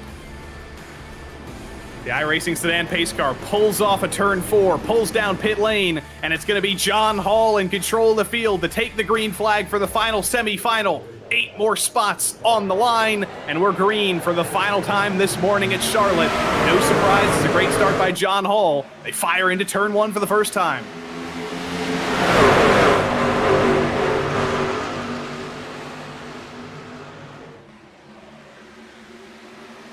Brandon Hawken, though, in the orange and white, going for a little bit of a switchback. Does he peek to the inside to turn 3 with the run? He doesn't. A driver with a ton of experience at the top level of NASCAR on iRacing, sliding back in line. See Jaden Reyna up on the top in turns 3 and 4. Around the outside of Noah Carter, he's up into P3, but that's going to be a clean first lap. Everybody makes it to the start-finish line for the first 1.5 miles. Apparently my building's so excited about this third and final semi-final that it needs the fire alarm to go off, but it's all a clean start. Ryan Avila has jumped up in front of Bryce Deschert on that bubble line, and once again, the field not splintering up as much as it did in semi-final 1. It's staying compressed together. Vuitton looking down low for 5th position. 2 gray trucks for P6. See Ryan Avila, he's up 1 spot as Bryce Deschert has fallen a little bit from his starting position. His short run speed hasn't been that strong, but this is very good for drivers who are strong over the long run, Arjuna. We've strung the field out, all 19 drivers, basically single file right now. That bodes well. I don't want to jinx it for a little bit more green flag racing than we've seen in the previous 2 semifinals. I think I'm hoping that as well. Avila down low on Augustine, and that's going to open the door for the 84 Deschert to close up as well. Bailey, Goodrick, Villalobos all in the line as well. Remember, we re-qualify for the finals, a little bit different from the most recent Prodigy Racing League tournaments where your performance in the semi-final dictated where you started in the final. These drivers know that just finishing in the top 8 is enough, and there's separation going on to some drivers behind. They're fighting for 16th, they're fighting for 5th as well. There's Brian Campbell up into P5. He's doing a great job of driving forward. Is he doing a little bit too much, though, is the question. Is he wearing the tires more than anybody else? Because he saw the previous 2 semifinals. He saw the amount of cautions, and he's thinking, I should probably take advantage of these green flag laps when I can. Is that gonna repay him at the end of the race, though, if he wears those tires too much? Right now he's looking good, but it only takes about 5 minutes for the fall off to begin. And you're somewhat sensing that maybe we'll get a little bit more green flag running here. That means that the tire life at the end going to be very, very important. We take a look at Ryan Avila, who's blurred the background, so we can't try and pick away, and Detective Kankipati and Tebben can't understand what's going on, but crucially has already gained 2 positions and is working his way on forward. I mean, it's just a matter of tradition here at Race Spot. You've got to have somebody with the glaucoma background in the background. Ryan Avila, he's doing his part here, but he's in a very dicey spot because you look ahead of him, Garrett Vidden. He's another one of our eNASCAR College iRacing Series competitors, repping the Devils. I could not tell you what college that is because I don't remember, but either way, he's doing them proud, and I'm sure somebody in the chat will tell me. Yeah, that's the thing. Hopefully someone in the chat's a bit more educated than us. Doesn't help that you are from the US. But Arizona State University. There you go. I'm surprised that you didn't know that one, Joey. No, I'm no ASUer, unfortunately. Apparently, William Augustine hasn't quite got himself set up in his new space. He's got the paintings behind, but crucially, in front of Caleb Bailey, on the cut line right now, a driver that comes into this race, Joey, with a rookie license, has not done much oval racing here on iRacing. Maybe he is. Maybe he's truly a racing prodigy. You know, you don't have to have all the experience in the world. If you're naturally fast, maybe you just don't know that you're good at something until you try. That could be what we're seeing with William Augustine here. Caleb Bailey right behind him, though. He's hoping that he can take advantage of some of those rookie sensibilities of William Augustine, and he's doing exactly that. Gets to the inside through the quad oval, and he might be able to take the final transfer spot. Just going to be alongside, and now that 4's got to decide how aggressive it wants to be. Was willing to slide back in line earlier, but with already now 9 laps or so complete, 5 minutes in this race done, will the anchor be launched out there as Augustine tries to hold on to that 8th and final transfer spot. Behind as well, Deckert, Villalobos, Sanchez, Brown, they aren't too far behind, and Augustine's got to really send it on the higher banking and holds on to 8th spot. Look at Bryce Deschert in that black Acetec sponsored truck. Remember, he started in the top 8, has fallen early on, but that could be deliberate. That could be a driver who's saving, and that beautiful magenta helmet. I'm going to need your help again, Arjuna. Is that a bass or a guitar down there? That's a guitar. That's a classic Fender Strat shape. Seems to be a little, well, it might even be a Fender amp alongside him. The guitars is where I can help you, Joey, be a bit of a detective. I can help there. Yeah, I'm not musical. You learned that when I was doing virtual reality earlier. I got nothing. Have you forgotten about your hit single on Spotify? Oh yeah. Well, I mean, where in the world is Kevin Sandiego? I think I'm going to bring that one out in the future. But actually, that Twin Ring of Fire IndyCar themed song we did, that's actually not on Spotify anymore. So if any of you fans out there wanted to see it, the person who sung it, we've gotten rid of it on Spotify. Oh, that's a shame. Now that you say it, I appreciate why as well. Oh, that's a shame. But anyway, we'll have to revive it moving forward. Top 8, again, just have to finish in these positions to advance to the 30-minute final, 5 p.m. Eastern, 2 p.m. Pacific, here live on RaceSpot TV, the iRacing Esports Network, and on Racing Prodigy's YouTube channel, where you will exclusively find coverage of Prodigy Week. Make sure you're subscribed. Make sure you're following along as we step closer and closer to our journey through this E2Real pipeline. Atlanta Motorsports Park beckons 22 days from now. I will be delighted to meet Gustavo Ariel, Lawrence Bertens, Dino Filippa, David Dalton Jr., Marco Paich, Lorenz Herzing, Ciro Zambra, and the other worthy winners coming out of the next couple of weeks on our final steps to Prodigy Week 1. Right now, things are looking good for John Hall to be able to join you, but I hope, or well, at least to make the final, to attempt to be able to join you. I hope he is able to join you, though, because as I said earlier, when your building was burning down, he's one of our other eNASCAR College iRacing Series competitors from the Massachusetts Maritime Academy. I assume he's on the track to make a career in the Navy. Hopefully, he can get out of some midterm exams or whatever to make it down to Atlanta if he makes it. Yeah, I mean, I was. It's Arjuna Laguna Seca time again, Joey. You've been calling me out for all the stories I've been saying, but doing an event last weekend with Porsche at the WeatherTech Raceway Laguna Seca, and we had a student that needed to get permission from his college to miss classes on Thursday and Friday to join us. Garrett's going to have to call ASU as well. Edward Sanchez is going to have to call Baruch College. There's so many college students out here. The funniest thing was, though, everyone left on Monday, flew out of Monterey on Monday. He had to leave on Sunday so that he could get back in time to not miss an additional day of class. Priorities, Garrett Lowe as well joined us from his dorm room earlier this summer in the Prodigy Selection Show, where we saw him make it in towards the top 3. Still pretty feisty, but really not swapping around where it needs to be. William Augustine in that bright blue, number 4. Still has a couple of car lengths to Caleb Bailey. Edward Sanchez and now Bryce Deckert have been dropping back a little bit. On the topic of college students, a lot of these drivers are studying engineering because they see that as a way to get into the motorsports world as well. Maybe if it doesn't quite work out as a driver, you can always make it in on the engineering side. Personally, Arjuna, I'd say that any day you can have driving a race car at Atlanta Motorsports Park, that's better than any engineering class you could ever possibly take, and that's guaranteed. And I'm not just bitter because I dropped engineering after a year. Well, the benefit as well of being at an engineering school is you might go and do Formula SAE or something like that, where you can build the engineering processes effectively. And we've seen many drivers not just looking to compete as drivers in real motorsports, but make their way upwards as engineers and technical members of staff. John Hall finding pressure, though, from Jaden Rayner. The two are broken away from Brandon Hawking, maybe not known as an oval specialist, but you best believe Brandon Hawking can wheel it in a left turn as well. Noah Carter, Garrett Vitton, Brian Campbell, Ryan Avila, and William Augustine. All somewhat comfortable right now, Joey, as we get closer and closer to the halfway mark of what's been a green flag race so far, as I knock on the wood.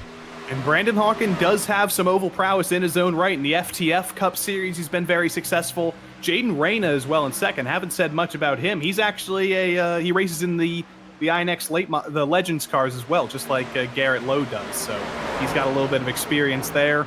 All of these drivers in the back of the field, though, no real-life experience whatsoever.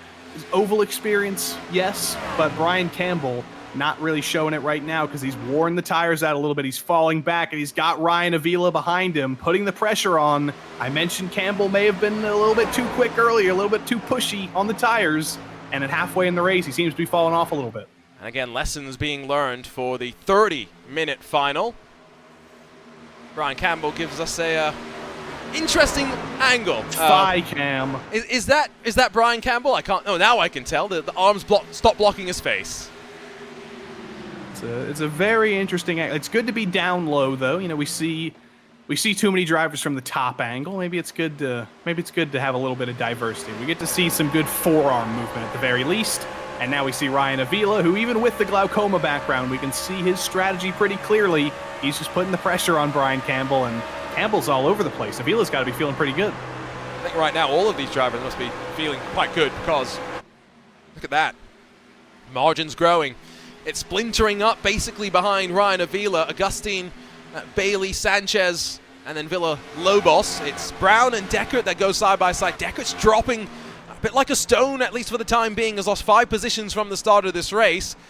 And unfortunately is running out of time to be able to maybe take the tires and use them slightly better in the closing stages. 9 minutes left to go means, what, we are down to the final 18 laps. Final 18 laps. There's quite a battle for the cut line. Caleb Bailey and William Augustine side by side. This is for the final spot, and don't count out Edward Sanchez behind either, a driver who is another member of the stable of Tabula Rasa Esports, Derek Watson of RaceSpot's team. He's been feeding us information about Edward's preparation, and Edward is in a solid position right now. Caleb Bailey's up into the top spot now, but Edward's there, third in line. Augustine dropped down below the apron, almost bobbled down low off turn 2. Side by side in through turn 3. Villa Lobos trying to get to the inside of Edward Sanchez, costing each other time, sliding up the track in the 78 machine. You can fit 2 of these trucks door to door. They tried fitting 3 and 4 in the earlier semifinals and found out that didn't work. All of this is great to watch, but now crucial time being lost to these 2. William Augustine throws a slide job. Caleb Bailey holds on. Yeah, I was going to say it was great for Augustine and Bailey for Villalobos and Sanchez to be running side by side, but now Augustine and Bailey have decided to run into each other and slow each other down again. Now it's a 4-way battle for that final spot in the top 8. Augustine's hanging on, but he clips the apron again. Bailey's going for a switchback, but Villalobos and Sanchez come together. You could see that coming, and we finally get a first caution of the semifinal, and we are going to get a couple of laps of a shootout after this. And, well, I can tell you, a couple of the drivers not too happy, Edward Sanchez included. But now, they'll filter out behind the pace car, and we'll slow things down for the first time today in what we thought was looking like might be a potential caution-free semi-final. Oh, those were just dreams, but let's go back. Let's find out Edward Sanchez as well as Villalobos, exactly how that all played out. See it happening halfway through the corner. These 2 were not giving each other all the respect in the world, and again, Villalobos a little bit high through turns 3 and 4, and then Edward Sanchez up on top in the 43 tries to come down, tries to clear himself, and he was very much not clear and ends up turning Villalobos into the wall in an absolutely hellacious impact. I'm right on board with Edward Sanchez here, and you can see that he was close to being clear. He wasn't, though. Yeah, just trying to tuck back down low. Maybe got the message from the spotter, got an indication that he thought he was clear, but unfortunately not the case. Now, pit stops. Surely, Joey, pit stops are going to be a thing because I don't know. Because we're going to get about a 3 to 4 lap shootout, I think. That is a short enough run that it could be worth it if you were below the cut line. If you were somebody like Nathan Goodrick, Dylan Morante, somebody who wasn't going to make it. You could take the track position here if you want, but I don't think anybody's going to do it. It's not worth the risk, that's the thing. Even with the 3 to 4 laps that we're going to run, tires are worth enough. We have fallen off quite significantly from low 31s at the very start of the run to high 32s. It's almost a 2-second delta, and that is why the field is down on pit lane. Both sets of tires going up. William Augustine misses the box and is still trying to slot his way on in. That's him dropping down through the field. But who wins the race off of pit road as Augustine still struggles? They're drifting their way on out. But Jaden Rayner, Brandon Hawking will beat John Hall to the pit exit. I think there was 1 2-tire call. Dylan Morante has taken 2 tires. He's up into the top 8 now, but he's in danger with those 2 tires, and poor old William Augustine just leaving the box now. He took 2 tires as well, and then eventually realized I've already killed enough time backing into my box that I might as well take all 4. But that was heartbreaking. It was almost comedic seeing him back it up about 5 times, but it is heartbreaking. It was. You can see the current order on the left side of the screen. You can also see he's not too thrilled. Maybe there's also a penalty here that's part of it. Now he's got to drop back to the end of the line. So maybe speeding on pit exit as well, just to add insult to injury.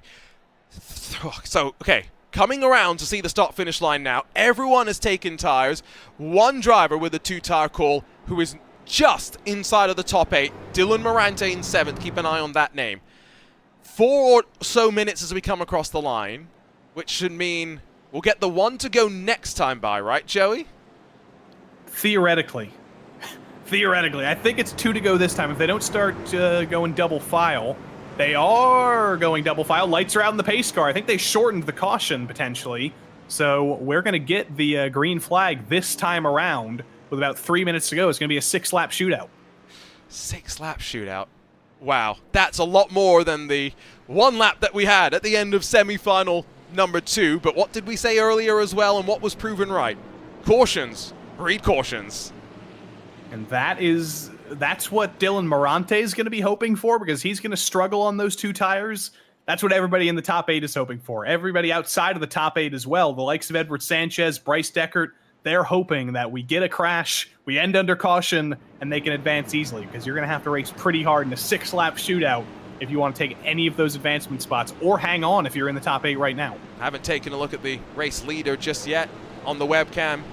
Can tell Jaden Rayner's a fan of NASCAR. He's wheeled a Goodyear tire into his sim room.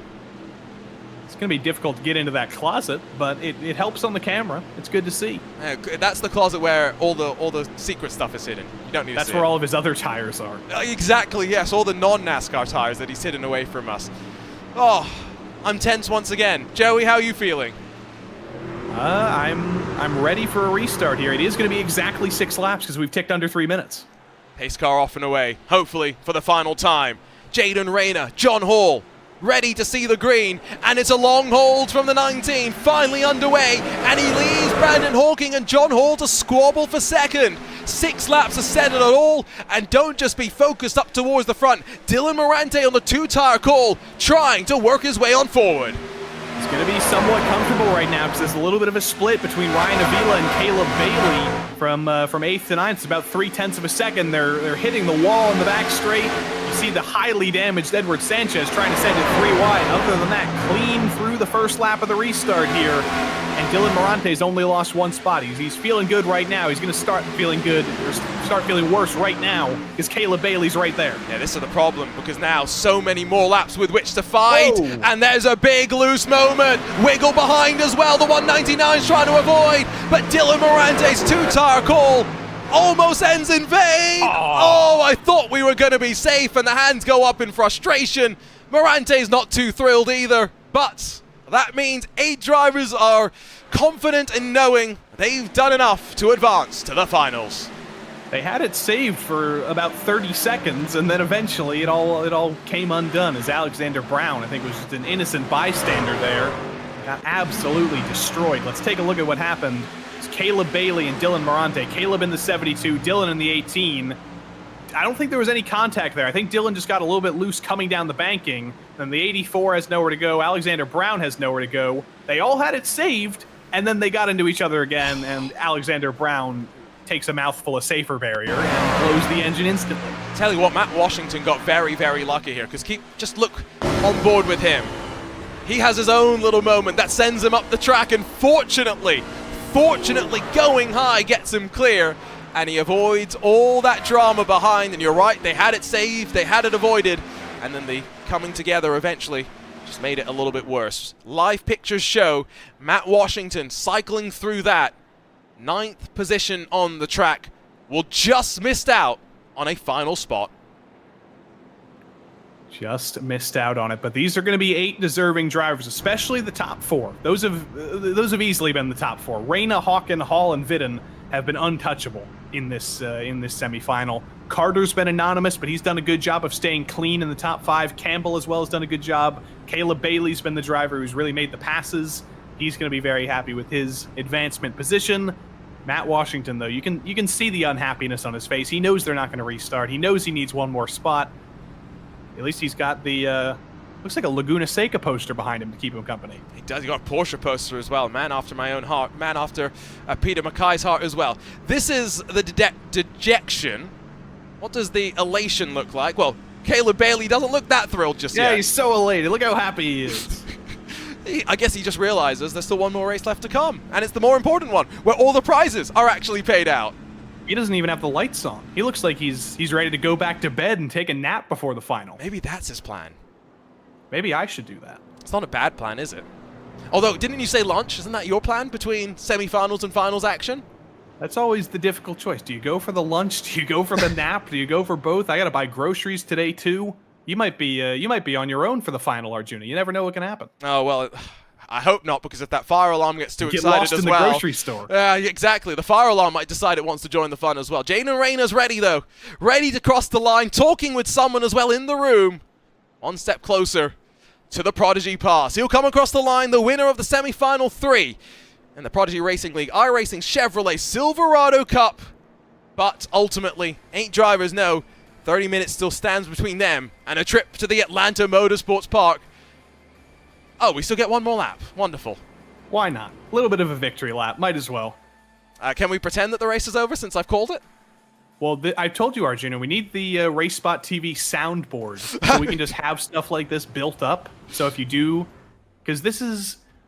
If I had a nickel for every time a commentator called the finish of a race that ended under caution too early because this system this system makes no sense, Joey, we would have about 12. They're 2x2. Lights are off. No, they'll take the checkered flag here. We restarted with like 10 seconds to go. This is going to be a slight worry for the admins, though, because there's all sorts of funkiness when we have a restart like this. So hopefully that's all resolved. Just remember this top 8 right now, because the results might look a little bit weird. So, yeah, take a mental screenshot in your head for Jaden Rayner, Brandon Hawken, John Hall, Garrett Vitton, Noah Carter, Brian Campbell, Ryan Avila, and Caleb Bailey. No matter what the result at the end of this broadcast will say, because they will get jumbled up by virtue of the iRacing race control system, we will have those 8 drivers moving on forward. Pending any race control decisions, I wonder if race control might have something to say about what we have seen. Joey is 100% correct. He's done a few more of these timed oval races than I have. Pace car's off and away, but it's a lead the field to the checkered.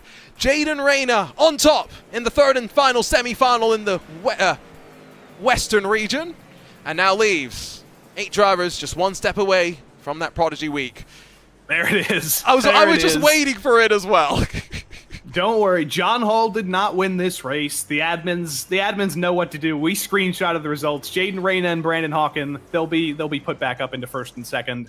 It's just an unfortunate reality. Nobody knows why that happens, by the way, because there's no reason for it to happen. The leaders didn't pass the pace car. They restarted in the restart zone, but for some reason, it's just a funky thing with iRacing that we've had to deal with too many times. I hope it gets fixed in the future, but don't worry, they'll be back up in the top 8. Yeah, I don't think the drivers have all got the memo, by the way, so we will try and have a chat with them in a few moments' time, and we'll give you a rundown of the results, but it won't be with the official results confirmation. Instead, it will be a provisional result. We'll give you the final result, hopefully come the finals later today. Remember, 5 hours or so between now and us going racing for that final. Yeah, Jaden Rayner's a little bit confused, I can promise you that, and That's not the face that he will be wanting to see. It's just another hurdle on the road to Prodigy Week. He should be listening to the broadcast. We're telling him the truth. We're telling him the reality. Always fun when stuff like this happens. Hopefully Jaden Rayner gets the memo in his ear because he's deserved to burn it down. Didn't have the most iRacing up towards the front. Maybe not the most experienced in oval racing, but clearly had some speed and deserves the victory here today. Again, just a reminder of the results as they officially were. Jaden Rayner, Brandon Hawking, John Hall, Garrett Vitton, Noah Carter, Brian Campbell, Ryan Avila, and Caleb Bailey. Those are the 8 that will advance. Matt Washington, William Augustin, Edward Sanchez, Brandon Gio, Bryce Deckert, Trent Jocelyn, Jared Schrock, Nathan Goodrick, Alexander Brown, Dylan Morante, and Julio Villalobos. Those are the drivers that unfortunately we will say goodbye to. I feel a little bit bad for Jaden Rayner, so let's drag him in immediately and see if he's standing by with us so that we can talk about what's just happened. Well, unfortunately, he's just taken the headset off, so I don't think he's necessarily aware of the fact that we would have just told him the good news. Come back, Jaden. We've got good news for you. We're trying. We're trying our best. In the meantime, why don't we instead dial up another driver who might be a little bit confused and concerned right now. Let's see if a very experienced Brandon Hawking is standing by. Brandon, do we have a copy? Hello, we have a copy. Okay, I just want to inform you, you did make it to the final.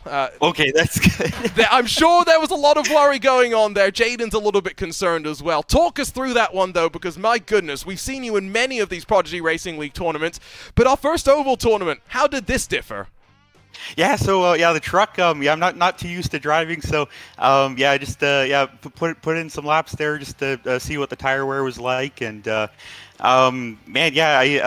this thing's actually pretty fun to drive. So we had a really good race there, and of course I'm a road guy, but I've been doing a lot of oval racing recently, and I think that's helped a lot. And I just had a really great race there in the top 3 or 4, and I was just kind of biding my time, trying to save my tires there over that green flag run, and then when that yellow came out, it was all bets are off. So we were all driving hard there on that last restart, and I got the run on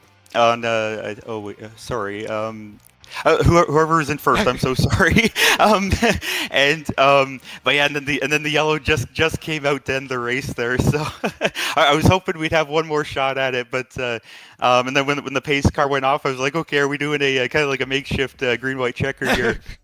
And then so leader went, and then I went, and then the box didn't go away, and then it immediately gave me a black flag. It was like, oh man, I hope they still keep me in second here. So yeah, I'm happy to come second. It should line me up in a good spot for the final, and I'm looking forward to a really great race with all these guys. It's the first race was a lot of fun, and it's gonna, of course, with everybody together, it's gonna be even more fun, I think, in the final. So yeah, looking forward to that, and we'll see how it goes.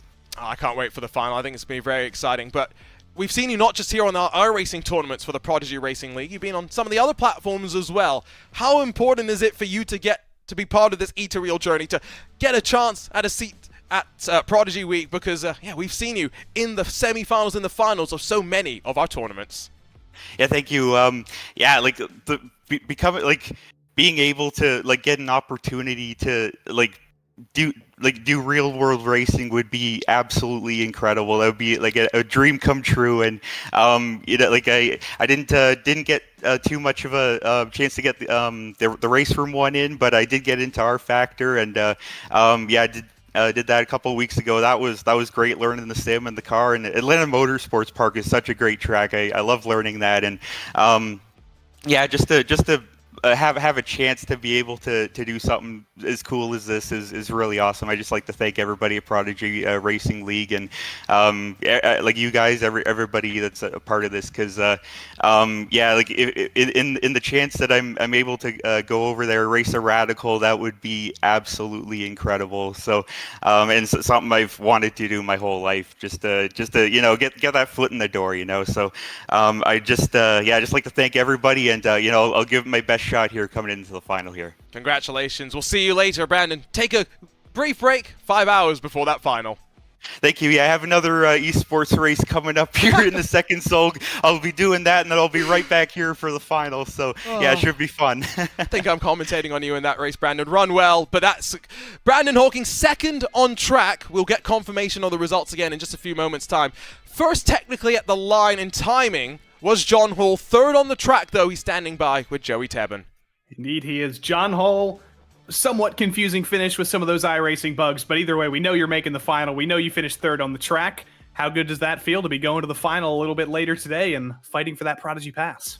Yeah, man, it feels great. That first run, I was worried I was burning off the tires a little too hard, and I guess I was because everybody was faster than me there at the end of the run, so that caution was kind of a savior. But yeah, I'm really stoked to be running for the Prodigy Pass here in a little bit, and yeah, the race was a lot of fun. I had for a second thought in my mind we were going to go green, but at the end of the day, I kind of figured a caution was coming, but yeah. I'm very curious about the poster up on the top of your wall over there. Is that a 4GT? I'm trying to differentiate it. Yeah, it is. It was like I had a painting class in high school, and everybody had their own project they got to do at the end of it, and I decided, okay, I'm just going to do a 4GT. I was into sports car racing at that time, so I was like, all right, screw it. Might as well. And we know in the eNASCAR College iRacing Series, you represent the Massachusetts Maritime Academy. I'm sure there's a lot of people at home who probably weren't aware that school existed before today. So tell them about what they're doing for you and what your life is like outside of sim racing there. Yeah, so I actually just graduated in June from the Maritime Academy. I did the past year on the College iRacing Series, but I can't do it anymore, unfortunately. But yeah, the school is a great place to be for engineering students. We do 4 semesters on a ship in the wintertime. But yeah, the school's a great place to be. Well, John Hall, we'll ship you out for the moment. Go get some lunch. Go get prepared for the final. We'll see you in a little over 5 hours. All right, cool. Sounds good, guys. Thanks. That's John Hall, third place. But Arjuna, it looks like we do have Jaden Reyna. He has finally been alerted that he is officially the winner, and he is going to the final. And you get to catch up with him. We don't have him standing by just yet, so unfortunately Jaden Reyna is not ready to chat with us. And so instead, I think it's time for us to look forward. Joey, it's 5 hours between us finishing up this third semi-final and going racing for the Western Final. Another Prodigy Pass on the line, and of course all those goodies from Acetec, SimLab, and Grid Engineering. And as it always is with this semi-final to final format, the intensity is only going to rise when the final comes around in a couple of hours' time. We've got the best of the best advancing from the semi-finals, and now all of the best meet each other to be the best of the best of the best of the best. Does that sound difficult? Yes, it does, but that's why the winner is going to be so deserving of that Prodigy Pass, of those second and third place prizes as well. But the Prodigy Pass is the big one. That's the one everyone wants. Absolutely. One Prodigy Pass already handed out in the Eastern Finals. And of course, Joey, we started off the Western Semi-Finals by handing out a Prodigy Pass. Oh, what an interesting race that we had as well. And now we have whittled down the 72 fastest Western drivers to the 24 that will do battle in the finals. I'm going to put you on the spot right now. Who comes out on top in the Western Final? Garrett Lowe. I'm going for the easy choice. I don't think it's a bad choice. I think it's just one of those choices where you'll have to flip a coin. We'll be back again, 5 p.m. Eastern, 2 p.m. Pacific, for the Western Finals of the Prodigy Racing League iRacing Chevrolet Silverado Cup here at the Charlotte Motor Speedway. Just a reminder as well that you should already be following Racing Prodigy on all social medias, and if you're not already subscribed on the YouTube, well, this is your exclusive home of all things Prodigy Week. All the action going to be live streamed, so make sure you join us as we build 22 days from today to open up Prodigy Week at the Atlanta Motorsports Park. For now, though, it's time to say goodbye. For Joey Tebben alongside myself, Arjuna Kankipati, we'll see you later today for what is bound to be an exciting Western Final. For now, farewell from the Charlotte Motor Speedway, America's home for racing.